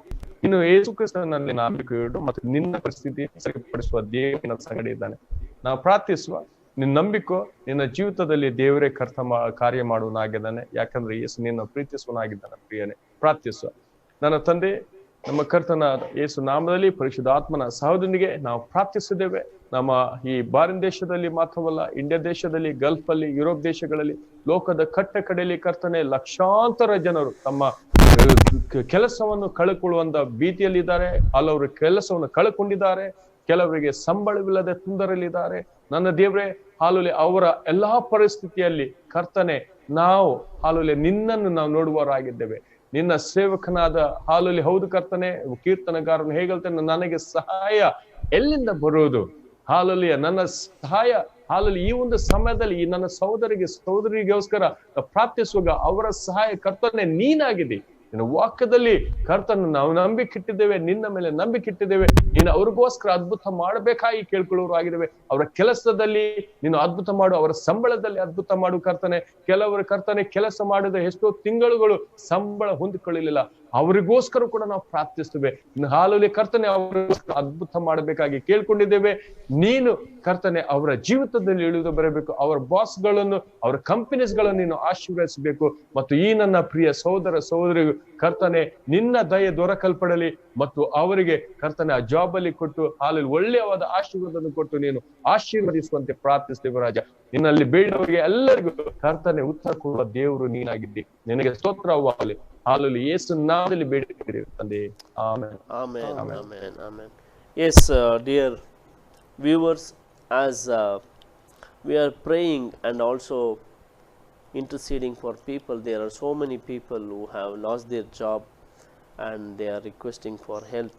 Even if you have any prayer request, you can send your prayer request to 7022 576010. We try our level best to keep the conversation both in Kannada as well as in English, and since the more viewers asking the prayers, we are praying in the local language Kannada. ಅನೇಕರು ನಮಗೆ ಪ್ರಾರ್ಥನೆ ಕೇಳಿಕೊಳ್ತಿರೋದ್ರಿಂದ ನಾವು ಪ್ರಾರ್ಥನೆಯಲ್ಲಿ ಸಮಯವನ್ನು ಕಳೀತಾ ಇದ್ದೇವೆ. ನಿಮಗೆ ಯಾರಾದರೂ ಪ್ರಾರ್ಥನೆ ಬೇಕು ಆದರೆ ಅವರಿಗೆ ಕನ್ನಡ ಗೊತ್ತಿಲ್ಲ, ಆಂಗ್ಲ ಮಾತ್ರ ಗೊತ್ತಿದೆ ಅಂದರೆ ಅವ್ರು ಪ್ರಾರ್ಥನೆ ಕಲಿಸ್ಬೋದು. ಪ್ರಾರ್ಥನೆಗೆ ಯಾವ ಭಾಷಾ ಭೇದ ಇಲ್ಲ. ನಾವು ಖಂಡಿತ ಯಾವ ಭಾಷೆಯಲ್ಲಿ ಪ್ರಾರ್ಥಿಸಿದ್ರು ಕೂಡ ಕರ್ತನು ಪ್ರಾರ್ಥನೆಯನ್ನು ಕೇಳ್ತಾನೆ. ಪಾಸ್ಟರ್ ಸುನಿಲ್ ಅವ್ರು ಏನು ಹೇಳಲಿಕ್ಕೆ? ಹಿಂದಿಯಲ್ಲಿ ಕೂಡ ನಾವು ಪ್ರಾರ್ಥಿಸ್ತೇವೆ. मतलब हिंदी में जिनको भी प्रार्थना का ज़रूरत है हमको आप कांटेक्ट कर सकते हैं. आप लोगों के लिए हिंदी में भी हम लोग प्रार्थना करेंगे. आणि कोणाकी कोंगणीत मागण्याची गरज असं झाल्यावर तुम्ही आमका संपर्क करियत. आम्ही कोंगणीत तुमच्या खातीर आम्ही मागणी करता. ಯಾವ ಭಾಷೆಯಲ್ಲಿ ಬೇಕಾದರೆ ನಾವು ಪ್ರಾರ್ಥನೆ ಮಾಡಬಹುದು. ಹೌದು, ಖಂಡಿತ. ಪ್ರಿಯರೇ, ಅದೇ ಸಮಯದಲ್ಲಿ ನಾವು ಹೇಳೋದಕ್ಕೆ ಬಯಸ್ತೇವೆ, ನಮಗೆ ಇರುವಂಥ ಸಮಯದಲ್ಲಿ ನಾವು ಸಾಧ್ಯವಾದಷ್ಟು ನೇರ ಪ್ರಸಾರದಲ್ಲಿ ಪ್ರಾರ್ಥನೆ ಮನವಿಯನ್ನು ಕಳಿಸ್ತಿರುವ ಪ್ರತಿಯೊಬ್ಬರಿಗೂ ಪ್ರಾರ್ಥಿಸಲು ಬಯಸ್ತೇವೆ. ಅದೇ ಸಮಯದಲ್ಲಿ ನಾವು ಸಂವಾದವನ್ನು ಕೂಡ ಮಾಡ್ತಾ ಇರೋದ್ರಿಂದ ಕೆಲವು ಸಮಯ ನಮಗೆ ಸಾಲದೆ ಹೋಗೋದಿಲ್ಲ. ಆದರೆ ನಮ್ಮ ಪ್ರಾರ್ಥನಾ ತಂಡ ನಿಮಗೋಸ್ಕರ ಖಂಡಿತ ಪ್ರಾರ್ಥಿಸ್ತದೆ. ನೇರ ಪ್ರಸಾರದಲ್ಲಿ ಪ್ರಾರ್ಥಿಸಲಿಲ್ಲ ಎಂಬುದಾಗಿ ಬೇಸರ ಆಗುವುದು ಬೇಡ. ನಾವು ಈ ನೇರ ಪ್ರಸಾರ ಆದ ನಂತರ ಕೂಡ ಪ್ರಾರ್ಥನೆಯಲ್ಲಿ ನಿಮಗೋಸ್ಕರ ಖಂಡಿತವಾಗಿ ಪ್ರಾರ್ಥಿಸೋದಕ್ಕೆ ಬಯಸ್ತೇವೆ. ಈಗ ನಮ್ಮ ಮಧ್ಯದಲ್ಲಿ ಉಮಾ ನಾಯ್ಕನವರು ನಮ್ಮ ಬಳಿ ಕೇಳಿಕೊಂಡಿದ್ದಾರೆ. ಅವರ ಆರೋಗ್ಯಕ್ಕಾಗಿ ಮತ್ತು ಆತ್ಮಿಕ ಬೆಳವಣಿಗೆಗಾಗಿ ಈ ಸಮಯದಲ್ಲಿ ಕೇಳಿಕೊಂಡಿದ್ದಾರೆ ಉಮಾ ನಾಯ್ಕ ಅವರು. ಈ ಸಮಯದಲ್ಲಿ ಪಾಸ್ಟರ್ ಸುನಿಲ್ ಅವರು ಉಮಾ ನಾಯ್ಕ ಅವರಿಗಾಗಿ ಪ್ರಾರ್ಥನೆ ಕೇಳಿಕೊಳ್ತೇವೆ. ಓಕೆ. ಪ್ರೀತಿ ಸ್ವರೂಪನಾದ ನಮ್ಮ ಪರಲೋಕ ತಂದೆ ಯೇಸುವಿನ ನಾಮದಲ್ಲಿ ಪವಿತ್ರಾತ್ಮನ ಸಹಾಯದೊಂದಿಗೆ ಪಾದಕ್ಕೆ ಬಂದಿದ್ದೇವೆ. ಸಹೋದರಿ ಉಮಾ ನಾಯಕ್ ಅವರಿಗಾಗಿ ನಾವು ಪ್ರಾರ್ಥಿಸುತ್ತೇವೆ. ಇವರ ಜೀವಿತದಲ್ಲಿ ನೀನು ಕಾರ್ಯಗಳನ್ನು ಮಾಡಬೇಕೆಂಬುದಾಗಿ ನಿನ್ನೆ ಕರ್ತನೆ ಪ್ರಾರ್ಥಿಸುತ್ತೇವೆ. ಇವರ ಆರೋಗ್ಯಕ್ಕಾಗಿ ಮಾತ್ರವಲ್ಲ, ಇವರ ಆತ್ಮಿಕ ವಿಷಯಕ್ಕಾಗಿ ನಾವು ಪ್ರಾರ್ಥಿಸುತ್ತೇವೆ. ಆತ್ಮಿಕ ಗ್ರೋತ್ಗಾಗಿ ಸಭೆಯವರ ಎಲ್ಲರ ಆತ್ಮಿಕ ಗ್ರೋತ್ಗಾಗಿ ನಾವು ಪ್ರಾರ್ಥಿಸುತ್ತೇವೆ. ಕರ್ತನೆ, ಪ್ರತಿಯೊಬ್ಬರು ಎನ್ಕರೇಜ್ ಆಗುವ ಹಾಗೆ, ಈ ದಿವಸಗಳ ನಂಬಿಕೆಯಲ್ಲಿ ದೃಢವಾಗಿ ನಿಲ್ಲುವ ಹಾಗೆ ಅವರ ಸಭೆಯಲ್ಲಿ ಪ್ರತಿಯೊಬ್ಬರನ್ನು ಬಲಪಡಿಸಬೇಕೆಂಬುದಾಗಿ ಕರ್ತನೆ ನಿನ್ನಲ್ಲಿ ಪ್ರಾರ್ಥನೆ ಮಾಡ್ತಾನೆ. ಸ್ವಾಮಿ, ಕರ್ತನೆ, ನಂಬಿಕೆಯಲ್ಲಿ ದೃಢವಾದ ಬಲವನ್ನು ಹೊಂದಿಕೊಡುವ ಹಾಗೆ ಪ್ರತಿಯೊಬ್ಬರಿಗೆ ನೀನು ಸಹಾಯ ಮಾಡಬೇಕು ಸ್ವಾಮಿ. ಈ ಒಂದು ಉಮನಾಯಕ ಅವರ ಜೀವಿತದಲ್ಲಿ ನೀನು ಕಾರ್ಯ ಮಾಡು. ಅವರ ಎಲ್ಲ ವಿಷಯಗಳನ್ನು ನೀನು ತಿಳಿದಿದ್ದಿ. ಕೀರ್ತನೆ 37:4 ಹೇಳ್ತದೆ, ನೀನು ಇಷ್ಟಾರ್ಥಕ್ಕೆ ನೆರವೇರಿಸುವೆನು. ಅದಕ್ಕಾಗಿ ಸ್ತೋತ್ರ ಕರ್ತನೆ, ಯೇಸುವಿನ ಹೆಸರಲ್ಲಿ ತಂದೆ, amen. Amen, amen. Thank you so much. ಈ ಸಮಯದಲ್ಲಿ ನಮ್ಮ ಮಧ್ಯದಲ್ಲಿ ಸಹೋದರ ಮಾರುತಿಯವರು ನಮಗೆ ಪ್ರಾರ್ಥನಾ ಮನವಿ ಕಳಿಸಿದ್ದಾರೆ. ನನಗೆ ಥೈರಾಯ್ಡ್ ಆಗಿತ್ತು, ಮೆಡಿಸನ್ ತಗೊಳ್ತಾ ಇದ್ದೇನೆ, ಆದರೆ ಥೈರಾಯ್ಡ್ ಗಡ್ಡೆ ಇದೆ, ಅದು ಮೆಡಿಸನಿಂದ ಗುಣ ಆಗಲ್ಲ ಅಂತ ಹೇಳಿದ್ದಾರೆ. ಸರ್ಜರಿ ಮಾಡಬೇಕಂತ ಹೇಳಿದರೆ ಅದಕ್ಕಾಗಿ ಪ್ರಾರ್ಥನೆ ಮಾಡಿ ಎಂಬುದಾಗಿ ಅವರು ಕೇಳಿಕೊಂಡಿದ್ದಾರೆ. ಈ ಸಮಯದಲ್ಲಿ ನಮ್ಮ ಮೊದಲು ಪಾಸ್ಟರ್ ಅನಿಲ್ ಅವರು ಸಹೋದರ ಮಾರುತಿ ಅವರಿಗಾಗಿ ಪ್ರಾರ್ಥಿಸಿ ಅವರ ಥೈರಾಯ್ಡ್ ಸರ್ಜರಿ ಮಾಡಬೇಕೆಂಬುದಾಗಿ ಅವರು ಹೇಳಿದ್ದಾರೆ. ದೇವರಿಂದ ಅಸಾಧ್ಯ ಒಂದು ಇಲ್ಲ. ಯಾಕಂದರೆ ಈಗಾಗಲೇ ನಾವು ಸಾಕ್ಷಿ ಕೇಳಿದ್ವಿ, ನೀವು ಕೂಡ ನಿಮ್ಮ ಸಾಕ್ಷಿ ಹೇಳಿದ್ರಿ, ಪಾಸ್ಟರ್ ಸುನಿಲ್ ಅವರು ಕೂಡ ಸಾಕ್ಷಿ ಹೇಳಿದರು. ಪ್ರಾರ್ಥನೆಗೆ ಅಸಾಧ್ಯವಾದ ಒಂದು ಇಲ್ಲ. ಅದರಿಂದ ಸಹೋದರ ಮಾರುತಿ ಖಂಡಿತವಾಗಿ ಮಾರುತಿ ಅವರಿಗೆ ನಾ ಹೇಳುವಂತ ವಿಷಯ, ನಂಬಿಕೆ ಇಡಿರಿ. ಯೇಸು ಕ್ರಿಸ್ತನ ಗುಣಪಡಿಸುವಾಗ ಯಾವಾಗ ಒಂದೇ ಪ್ರಶ್ನೆ ಕೇಳುವುದು, ನಿನಗೆ ನಂಬಿಕೆ ಇದೆಯಾ? ನಂಬಿಕೆ ಇರುವುದಾದ್ರೆ ಹಾಲಲ್ಲಿ ಅಲ್ಲಿ ಅದ್ಭುತ ನೀವು ಕಾಣ್ಲಿಕ್ಕಿದೆಯಾ? ಸೊ ಮಾರುತಿ ಅವರಿಗೋಸ್ಕರ ನಾವು ಪ್ರಾರ್ಥಿಸುವಾಗ ನಿನ್ನ ನಂಬಿಕೆ ಇಡಿರಿ ಪ್ರಿಯರೇ, ಮತ್ತು ಖಂಡಿತವಾಗಿ ಯೇಸು ಕ್ರಿಸ್ತನ ನಿನ್ನ ಜೀವಿತದಲ್ಲಿ ಅದ್ಭುತ ಮಾಡುವನಾಗಿದೆ. ತಂದೆ, ನಮ್ಮ ಕರ್ತನಾದ ಯೇಸು ನಾಮದಲ್ಲಿ ಪರಿಶುದ್ಧ ಆತ್ಮನ ಸಹದೊಂದಿಗೆ ನಮ್ಮ ಸಹೋದರ ಮಾರುತಿಗೋಸ್ಕರ ನಾವು ಪ್ರಾರ್ಥಿಸ್ತೇವೆ. ಅವರ ಶರೀರದಲ್ಲಿರುವಂತಹ ಕರ್ತನೆ ಆ ಒಂದು ಥೈರಾಯ್ಡ್ ಶಕ್ತಿ ಮತ್ತು ಆ ಗಡ್ಡೆ ವಿರುದ್ಧವಾಗಿ ನಾವು ಇವಾಗ ಮಾತಾಡುತ್ತಾ ಯೇಸು ನಾಮದಲ್ಲಿ ಅವರಿಗೆ ಗುಣಪಡಿಸುವಂತೆ ನಾವು ಕೇಳ್ಕೊಳ್ಳೋರಾಗಿದ್ದೇವೆ. ಸ್ವಸ್ಥತೆ ಉಂಟಾಗಲಿ ಕರ್ತನೆ, ನೀನು ಅವರಿಗೆ ಗುಣಪಡಿಸುವ ದೇವರಾಗಿದೆ. ನಿನಗೆ ಸ್ತೋತ್ರವಾಗಲಿ. ಈ ಹಾಲಲ್ಲಿ ನಿನ್ನ ಚಿತ್ತವಿರುವುದಾದ್ರೆ ಯಾವುದೇ ಆಪರೇಷನ್ ಇಲ್ಲದೆ ಆ ಸಹೋದರಿಗೆ ಸಂಪೂರ್ಣ ಗುಣ ಹೊಂದುವಂತೆ ಆಗಲಿ ಕರ್ತನೆ. ಯಾಕಂದ್ರೆ ನೀನು ವೈದ್ಯರಿಗಿಂತ ವೈದ್ಯರು ನೀನಾಗಿದೆ, ಗುಣಪಡಿಸುವ ರಾಜ ನೀನಾಗಿದೆ. ಹಾಲಲ್ಲಿ ಕರ್ತ ನಿನ್ನ ಮೇಲೆ ನಂಬಿಕೆ ಇಟ್ಟು ಕರ್ತ ನಿನ್ನಲ್ಲಿ ಕೇಳಿಕೊಳ್ಳುವವರಿಗೆ ಕರ್ತನೆ ಸದುತ್ತರವನ್ನು ಕೂಡ ದೇವರಾಗಿದೆ. ಕೇಳಿಕೊಳ್ಳಿರಿ ನಿಮ್ಗೆ ಸಿಗಲ್ಪಡುವುದು, ಅಲ್ಲಿ ತಟ್ಟಿರಿ ನಿಮ್ಗೆ ತೆರಲ್ಪಡುವುದು, ಹುಡುಕಿರಿ ನಿಮ್ಗೆ ಸಿಗಲ್ಪಡುವುದು ಅಂತ ಹೇಳಿದ್ದೀ ರಾಜ. ನಿನ್ನ ನಾಮದಲ್ಲಿ ಕೇಳ್ಕೊಂಡಿದ್ದೇವೆ. ಆ ಸಹೋದರಿಗೆ ಈ ಯೇಸು ನಾಮದಲ್ಲಿ ಬಿಡುಗಡೆ ಆಗಲಿ, ಸ್ವಸ್ಥತೆ ಉಂಟಾಗಲಿ ಕರ್ತನೆ. ಪ್ರಾರ್ಥನೆ ಆಲಿಸಿದ್ದಕ್ಕೆ ಸ್ತೋತ್ರವಾಗಲಿ ಯೇಸು ನಾಮದಲ್ಲಿ. ಆಮೇನ್ ಆಮೇನ್ ಆಮೆನ್. ಈ ಸಮಯದಲ್ಲಿ ನಮ್ಮದಲ್ಲಿ ಖ್ಯಾತಿ ಬರಟು ಅವರು ಕೊಂಕಣಿಯಲ್ಲಿ ಪ್ರಾರ್ಥನೆ ಮಾಡುವಂತೆ ಕೇಳ್ಕೊಂಡಿದ್ದಾರೆ. ಈ ಸಮಯದಲ್ಲಿ ಪಾಸ್ಟರ್ ಸುನಿಲ್ ಅವರು ಅವ್ರಿಗಾಗಿ ಪ್ರಾರ್ಥನೆ बहीण ख्याती बरटो खातीर मागणे करया. सर्गीच्या बापा जेजूच्या नांवान पवित्र आत्म्याच्या मजतीन आमी तुज्या पांयार आयल्या. बहीण ख्याती बरटो खातीर आमी मागणे करता. सुम्या तुझे उतर सांगता मॅथ्यू 11:28 ये तुमी कष्ट तेलेनो वजन वयतलेनो हांव तुमकां विषय दिता म्हूण तुवें सांगलां. बापा तूं आपोवचो देव मात्र न्ही बापा, तूं सुटका दिवचो देव जावन आसाय. जे कितें तूं तुज्या उतरा मुखार बसयताय ते बसावणी तूं फुलफील करचो देव, तूं पूर्ण करचो तूं देव जावन आसाय. त्या खातीर हांव तुका अर्घ दिता बापा. ह्या भयणीच्या जिवितांत बापा खंयची सुटका जाय बापा, ती फॅमिलींत खंयच्या रितीची सुटका जाय तूं तें जाणाय बापा. कित्याक आमी मागणे करच्या पयलींत तूं आमच्यो सगळ्यो गरजो बापा तूं जाण आसाय. त्या खातीर आमी तुका अर्घ दिता सोम्या. बापा ह्या घडये त्या भयणीक तूं आपूण सोम्या टच कर सोम्या. आनी बापा तिका तुवें बेसावांनी तुज्या बरीजे म्हूण तुजे मागणे करता. ते फॅमिलींतल्या हर एका मेंबरांक बापा तुज्या बेसावांनी तुवें बरीजे म्हूण हांव तुज्या लागीं मागणे करता. दैवीक समाधान तिका फावो करचें म्हणून हांव तुजे लागीं मागता बापा. मागणे आयकल्या जाप दिले तुका अर्घ दिता. बापाच्या पुताच्या पवित्र आत्म्याच्या नांवान ह्या भयणीक आनी त्या फॅमिलीक हांव ब्लस करता बापा. मागता जेजू क्रिस्ताच्या नांवान आमेन ಆಮೇನ್ ಆಮೇನ್. Thank you pastor. Pastor Anil, ನಾನು ನಿಮ್ಮ ಬಳಿಗೆ ಮೇ ಬಿ ನಮ್ಮ ಈ ಒಂದು ಭಾಗದ ಕೊನೆಯ ಭಾಗದಲ್ಲಿ ನಾವಿದ್ದೇವೆ. ಆದರೆ ನಾವು ಇವತ್ತು ಹೆಚ್ಚಾದ ಸಮಯ ಪ್ರಾರ್ಥನೆಯಲ್ಲಿ ಕಳೆದ್ವಿ, ಅದೊಂದು ಬಹಳ ಸಂತೋಷ. ಆದರೆ ಅದೇ ಸಮಯದಲ್ಲಿ ನಮ್ಮನ್ನು ನಿಮ್ಮಿಂದ ಕೇಳಿ ತಿಳ್ಕೊಳ್ಳೋದಕ್ಕೆ ಬಯಸ್ತೇನೆ. ಅನೇಕ ಸಮಯದಲ್ಲಿ ಈ ಒಂದು ಬಾಧೆಗಳು ಬಂದಾಗ ಅಥವಾ ಇಂಥ ಸ್ಥಿತಿಗಳು ಬಂದಾಗ ಅನೇಕರು ಅದನ್ನ ಏನು ದೇವರು ಯಾಕಿದನ್ನು ಕಳಿಸಿದನು, ದೇವರು ಯಾಕೆನ್ನು ಮಾಡಿದನು ಎಂಬುದಾಗಿ ಅನೇಕ ರೀತಿಯಲ್ಲಿ ಪ್ರಶ್ನಿಸ್ತಾರೆ. ಕೆಲವೊಂದನ್ನು ನಾವು ಎಲ್ಲದಕ್ಕೂ ನಾವು ಏನು ಇಯೇ ಎಂಬುದಾಗಿ ಹೇಳಿಕ್ಕೆ ಸಾಧ್ಯ ಇಲ್ಲ. ನೋಡಿ, ಒಳ್ಳೆಯ ಪ್ರಶ್ನೆ. ನಾನು ಹೀಗೆ ಹೇಳಿಕ್ಕೆ ಇಷ್ಟಪಡ್ತೇನೆ ನನ್ನ ಅನುಭವ ಅನುಸಾರವಾಗಿ. ಯೇಸು ದೇವರು ನಮ್ಗೆ ಇಂಥ ಪರಿಸ್ಥಿತಿ ಅಥವಾ ಈ ಒಂದು ಕಷ್ಟ ಯಾಕೆ ಕೊಟ್ಟಿದ್ದಾನಂತ ಕೇಳುವುದರ ಬದಲಾಗಿ ನಾವು ಅದನ್ನು ನೆಗೆಟಿವ್ ಆಗಿ, ನಾವು ಅದು ನಕಾರಾತ್ಮಕವಾಗಿ ಪ್ರಶ್ನೆಯನ್ನು ಕೇಳುವ ಬದಲಾಗಿ ಅದು ಯಾಕೆ ಬಂತಂತ ನಾವು ಪರೀಕ್ಷಿಸಿಕೊಳ್ಳುವುದಾದ್ರೆ ಅದೊಂದು ನಾನು ಎಣಿಸ್ತೇನೆ ಅದು ಆಶೀರ್ವಾದವಾಗ್ತದೆ. ಸೊ ದೇವರು ಯಾರಿಗೂ ಕೂಡ ಒಂದು ರೋಗ ಕೊಡುವುದಿಲ್ಲ. ನಿಜವಾಗಿ ನಾನು ಹೇಳ್ಬೇಕಾದ್ರೆ ಕೆಲವು ವಿಷಯಗಳಲ್ಲಿ ಅನುಮತಿ ಕೊಡುತ್ತಾನೆ ನಮ್ಮ ಜೀವಿತದಲ್ಲಿ ಬರ್ಲಿಕ್ಕೆ. ಆದ್ರೆ ಅದ್ರ ಹಿಂದ್ಗಡೆ ದೇವರ ಒಂದು ಚಿತ್ತ ಇರ್ತದೆ. ಅಥವಾ ನಮ್ಮನ್ನು ಪರೀಕ್ಷೆಗೋಸ್ಕರವಾಗಲಿ, ಅಥವಾ ದೇವರ ಸಂಬಂಧದಲ್ಲಿ, ಅಥವಾ ಒಂದು ವೇಳೆ ನಾವು ಹೋಗುದಾದ್ರೆ, ಅಥವಾ ಯಾವುದೇ ವಿಷಯದಲ್ಲಿ ನಾವು ಪರೀಕ್ಷಿಸಿಕೊಳ್ಳೋದು ಮೊದಲಾಗಿ ನಾವು ನೋಡ್ಬೇಕು. ಇನ್ನೊಂದು ವಿಷಯ ಹೇಳ್ಬೇಕಾದ್ರೆ ಈ ಲೋಕದಲ್ಲಿ ಸಂಕಟಗಳು ತುಂಬಾ ಹಲವಿದೆ. ನಾವು ಯೋಹನ ಪುಸ್ತಕದಲ್ಲಿ ನಾವು ನೋಡ್ತೇವೆ 16ನೇ ಅಧ್ಯಾಯದಲ್ಲಿ 33 ವಚನದಲ್ಲಿ ಇಲ್ಲಿ ವಾಕ್ಯ ಹೇಗೆ ಹೇಳ್ತೇವೆ, ಲೋಕದಲ್ಲಿ ನಿಮಗೆ ಸಂಕಟ ಉಂಟು, ಧೈರ್ಯವಾಗಿರಿ, ನಾನು ಲೋಕವನ್ನು ಜಯಿಸಿದ್ದೇನೆ. ಎಲ್ಲ ಸಂದರ್ಭದಲ್ಲಿ ಕಷ್ಟವಾಗಲಿ ಸಂಕಷ್ಟವಾಗಲಿ ಯಾವುದೇ ವಿಷಯದಲ್ಲಿ ಇರುವಾಗ ನಾವು ಹಿಂಜರಿಯಬಾರದು ಅಥವಾ ನಕಾರಾತ್ಮಕವಾಗಿ ತಗೊಳ್ಬಾರದು. ಆದ್ರೆ ಅದು ನಾವು ಪಾಸಿಟಿವ್ ಆಗಿ ತಕೊಂಡು ಒಂದು ನಮ್ಮನ್ನು ಪರೀಕ್ಷಿಸಿಕೊಳ್ಬೇಕು, ಎರಡು ನಾವು ದೇವರು ಮತ್ತು ನಮ್ಮ ಮಧ್ಯದಲ್ಲಿ ಸಂಬಂಧವನ್ನು ಪರೀಕ್ಷಿಸಿಕೊಳ್ಳಬೇಕು, ಮತ್ತು ಇನ್ನೂ ಕೂಡ ನಿರೀಕ್ಷೆಯಲ್ಲಿ ನಾವು ಬಲಗೊಳ್ಳಬೇಕು. ಯಾವುದೇ ಪರಿಸ್ಥಿತಿ 3 ವಿಷಯಗಳು ಹೇಳಿದ್ರಿ. ವೈಯಕ್ತಿಕವಾಗಿ ನಾವು ನಮ್ಮನ್ನು ಪರೀಕ್ಷಿಸಿಕೊಳ್ಬೇಕು, ನಮ್ಮ ವಾಕ್ಯದಲ್ಲಿ ನಮ್ಮನ್ನು ನಾವು ಸರಿಪಡಿಸ್ಕೊಂಡು ದೇವರ ಜೊತೆ ನಾವು ಹಿಂದಿರುಗಿ ಹೋಗ್ಬೇಕು. ಅದನ್ನು ನಕಾರಾತ್ಮಕವಾಗಿ ನೋಡದೆ ಸಕಾರಾತ್ಮಕವಾಗಿ ನೋಡಬೇಕು. ಹೆಚ್ಚು ಕಡಿಮೆ ನಮ್ಮ ಜೊತೆ ಸಂವಾದ ಮಾಡಿದ ಎಲ್ಲರೂ ಕೂಡ ಇದೇ ಅಭಿಪ್ರಾಯದಲ್ಲಿ ಅವರು ದೇವ ಜನರನ್ನು ಬಲಪಡಿಸ್ತಾ ಇದ್ದಾರೆ. ಸೊ ಪಾಸ್ಟರ್ ಸುನಿಲ್ ಅವರೇ, ನಾವು ಮುಗಿಸೋದಕ್ಕೆ ಮೊದಲು ಇವತ್ತು ವೀಕ್ಷಕರನ್ನು ನೋಡಿ ಏನು ಇವತ್ತು ಅವರಿಗೆ ಹೇಳೋದಕ್ಕೆ ಬಯಸ್ತೀರಿ? ಏನು ಅವರಿಗೆ ಉತ್ತೇಜನ ಕೊಡ್ಲಿಕ್ಕೆ ಬಯಸ್ತೀರಿ ಅಥವಾ ಏನು ಕಿವಿ ಮಾತು ಹೇಳಲಿಕ್ಕೆ ಬಯಸ್ತೀರಿ? ಒಂದು, ನಂಬಿಕೆ ಬಿಡಬೇಡಿ, ಧೈರ್ಯ ಬಿಡಬೇಡಿ. ನಮ್ಮೆಲ್ಲರ ನಂಬಿಕೆ ಯೇಸು ಕ್ರಿಸ್ತನ ಕಡೆಗಿರಬೇಕು.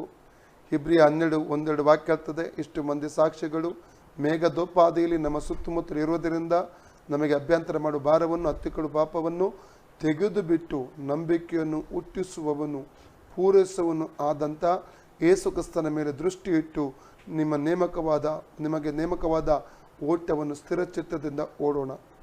ನಂಬಿಕೆಯನ್ನು ಹುಟ್ಟಿಸುವನು ಆತನೇ, ಪೂರೈಸುವನು ಆತನೇ. ನಾವು ಪರಿಸ್ಥಿತಿಗಳನ್ನು ನೋಡಿ ನಿರಾಶೆಗೊಳ್ಳೋದು ಬೇಡ, ಭಯಪಡೋದು ಬೇಡ, ಚಿಂತೆ ಮಾಡೋದು ಬೇಡ. ನಮಗೊಬ್ಬ ದೇವರಿದ್ದಾನೆ, ಆತನು ಜೀವಿಸುವ ದೇವರು, ಆತ ಸರ್ವಭೌಮನು, ಆತನು ಸರ್ವಶಕ್ತನಾದ ದೇವರು. ನಮ್ಮ ಸ್ಥಿತಿಗತಿಗಳನ್ನು ಪರಿಸ್ಥಿತಿಗಳೆಲ್ಲವನ್ನು ಬದಲಿಸಲಿಕ್ಕೆ ಆತನಿಂದ ಸಾಧ್ಯ.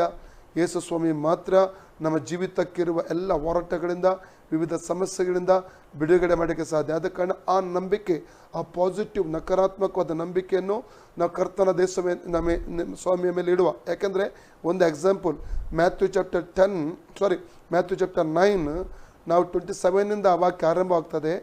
28 ಅದು ವಾಕ್ಯ ಬರ್ತದೆ. 27 ಇಬ್ಬರು ಕುರುಡರು ಯೇಸು ಕ್ರಿಸ್ತ ಹಿಂಬಾಲಿಸುತ್ತಾ ದಾವಿದ ಕುಮಾರನ ಕರುಣಿಸುವುದಾಗಿ ಹಿಂದಕ್ಕೆ ಹೋದರು. ಆದರೆ 28 ವರ್ಷದಲ್ಲಿ ಯೇಸು ಅವರಿಗೆ ಹೇಳ್ತಾ ಇದ್ದಾನೆ, ನಾನು ಇದನ್ನು ಮಾಡಬಲ್ಲೆನೆಂಬುದಾಗಿ ನೀವು ನಂಬುತ್ತೀರೋ? ಇವತ್ತು ನಿನ್ನನ್ನು ನೋಡಿ ಯೇಸು ಕೇಳುವಂಥ ಪ್ರಶ್ನೆ, ನನಗೊತ್ತು ನಿನ್ನ ಸಮಸ್ಯೆಯಿಂದ ಬಿಡುಗಡೆ ಮಾಡಲಿಕ್ಕೆ ನನಗೆ ಸಾಧ್ಯ, ನಾನು ಸರ್ವಶಕ್ತನು, ನಿನ್ನ ಪರಿಸ್ಥಿತಿಯಿಂದ ಬಿಡುಗಡೆ ಕೊಡಲಿಕ್ಕೆ ನನಗೆ ಸಾಧ್ಯ ಅಂತ ಯೇಸು ಹೇಳ್ತಾ ಇದ್ದಾರೆ. ಅದೇ ಕ್ವಶನ್ ಏನಂದರೆ, ಆ ನಂಬಿಕೆ ನಿನಗೆ ಯೇಸುವಿನ ಮೇಲೆ ಇದೆಯೋ? ಯೇಸು ಕ್ಯಾನ್ಸರಿಂದ ಬಿಡುಗಡೆ ಕೊಡ್ತಾನೆ, ಈ ಟ್ಯೂಮರಿಂದ ಬಿಡುಗಡೆ ಕೊಡ್ತಾನೆ, ಈ ಥೈರಾಯ್ಡಿಂದ ಬಿಡುಗಡೆ ಕೊಡ್ತಾನೆ, ಈ ಜಾಬ್ಲೆಸ್ ಸಿಚುವೇಶನ್ ಬಿಡುಗಡೆ ಕೊಡ್ತಾನೆ, ಸಂಬಳ ಬರುವಂತೆ ಮಾಡ್ತಾನೆ. ಈ ಎಲ್ಲ ವಿಷಯ ನಮಗೆ ನಂಬಿಕೆ ಇದೆ, ಯೇಸು ಮಾಡ್ತಾನೆ ಎಂಬುದಾಗಿ. ಪ್ರಶ್ನೆ ಅದು. ಆದ ಕಾರಣ ನಾನು ಹೇಳುವಂಥದ್ದು ಪಾಸಿಟಿವ್ ಆಗಿ ನಾವು ಯೇಸು ಸ್ವಾಮಿಯನ್ನು ನಂಬೋಣ. ಆತ ನಮಗಾಗಿ ಕಾರ್ಯ ಮಾಡುವಂಥ ಸಮಯ ಬರ್ತದೆ. ಆತನು ಕೈ ಬಿಡುವಂಥ ದೇವರಲ್ಲ, ನಮ್ಮನ್ನು ಬಿಟ್ಟು ಬಿಡುವಂಥ ದೇವರಲ್ಲ. ಖಂಡಿತ ನಮಗಾಗಿ ಆತನ ಕಾರ್ಯಗಳನ್ನು ಮಾಡ್ತಾನೆ ಎಂದು ಹೇಳುವುದಕ್ಕೆ ಇಷ್ಟಪಡ್ತೇನೆ. Thank you so much pastor. So ಪ್ರಿಯರೇ, ಇವತ್ತಿನ ಈ ಕಾರ್ಯಕ್ರಮವನ್ನು, ಈ ಲೈವಿನ ಕಾರ್ಯಕ್ರಮವನ್ನು, ನೇರ ಸಂವಾದ ಕಾರ್ಯಕ್ರಮವನ್ನು ಮುಗಿಸುವ ಸಮಯ ಬಂದಿದೆ. ಯಾಕಂದರೆ ಸಮಯದ ಅಭಾವದ ನಿಮಿತ್ತ. ಆದರೆ ಒಂದು ಮಾತ್ರ ಸತ್ಯ, ದೇವರು ಒಂದು ಒಳ್ಳೆಯ ಉದ್ದೇಶವುಳ್ಳವನಾಗಿಯೇ ನಮ್ಮ ಜೀವಿತದಲ್ಲಿ ಪ್ರತಿಯೊಂದನ್ನು ಕೂಡ ಅನುಮತಿಸ್ತಾನೆ.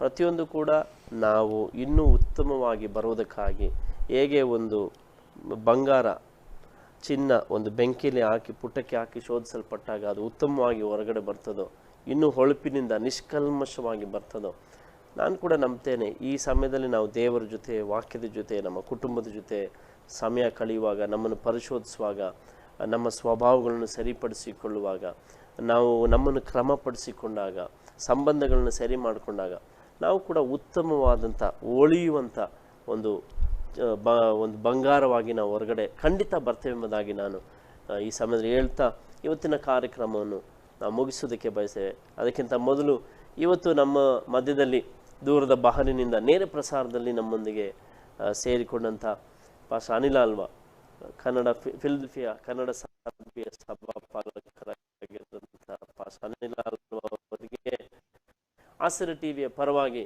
ಹೇಳೋದಕ್ಕೆ ಬಯಸ್ತೇವೆ. Thank you so much pastor Anil, ನಮ್ಮ ಜೊತೆ ಸೇರಿಕೊಳ್ಳೋದಕ್ಕಾಗಿ. ಹಾಗೆ ಈ ಒಂದು ಕಾರ್ಯಕ್ರಮವನ್ನು ಅದ್ಭುತವಾಗಿ ಸಂವಾದ ಮಾಡಿ, ವಾಕ್ಯದ ಮೂಲಕ ಉತ್ತರ ಕೊಟ್ಟು, ಅನೇಕ ಪ್ರಶ್ನೆಗಳಿಗೆ ಉತ್ತರ ಕೊಟ್ಟು, ತಮ್ಮ ಸಾಕ್ಷಿಯನ್ನು ಹಂಚಿಕೊಂಡು ನಮ್ಮನ್ನು ಪ್ರೋತ್ಸಾಹಿಸಿದಂಥ DGM ಬೇತಲ್ ಸಭೆಯ ಹಿರಿಯ ಸಭಾಪಾಲಕರು, ಹಾಗೆ ಈ ಆಸರೆ ಟಿವಿಯ ಸಂಸ್ಥಾಪಕರಾದ ಪಾಸ್ಟರ್ ಸುನಿಲ್ ಜಾನ್ ಡಿಸೋಜ ಅವರಿಗೂ ವಂದನೆ. Thank you, God bless you. ಪ್ರಿಯರೇ, ನಮ್ಮ ಉದ್ದೇಶ ನಿಮ್ಮನ್ನು ಆಶೀರ್ವದಿಸೋದು.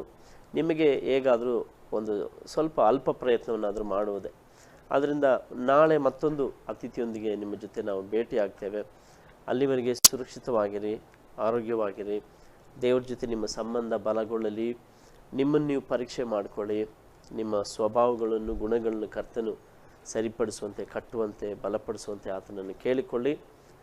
ದೇವರು ನಿಮ್ಮೆಲ್ಲರ ಜೊತೆ ಇರಿ. ನೀವು ಯೂಟ್ಯೂಬ್ನಲ್ಲಿ ಇದನ್ನು ವೀಕ್ಷಿಸ್ತಾ ಇರೋದಾದರೆ ತಪ್ಪದೆ ಚಾನಲನ್ನು ಸಬ್ಸ್ಕ್ರೈಬ್ ಮಾಡೋದನ್ನು ಮರಿಬೇಡಿ. ಬೆಲ್ ಬಟನನ್ನು ಕೂಡ ಒತ್ತಿ ಬೇರೆಯವರಿಗೆ ಶೇರ್ ಮಾಡಿ. ನೀವು ಒಂದು ವೇಳೆ ಈ ಕಾರ್ಯಕ್ರಮ ನನ್ನ ಸ್ನೇಹಿತರು, ಕುಟುಂಬದವರು ನೋಡಿದರೆ ಚೆನ್ನಾಗಿರ್ತಿತ್ತು ಎಂಬುದಾಗಿ ನೀವು ನೆನೆಸೋದಾದರೆ ತಡ ಮಾಡಬೇಡಿ, ಶೇರ್ ಮಾಡಿ. May God bless you. ದೇವರು ನಿಮ್ಮನ್ನು ಆಶೀರ್ವದಿಸಲಿ. ಆಮೇಲೆ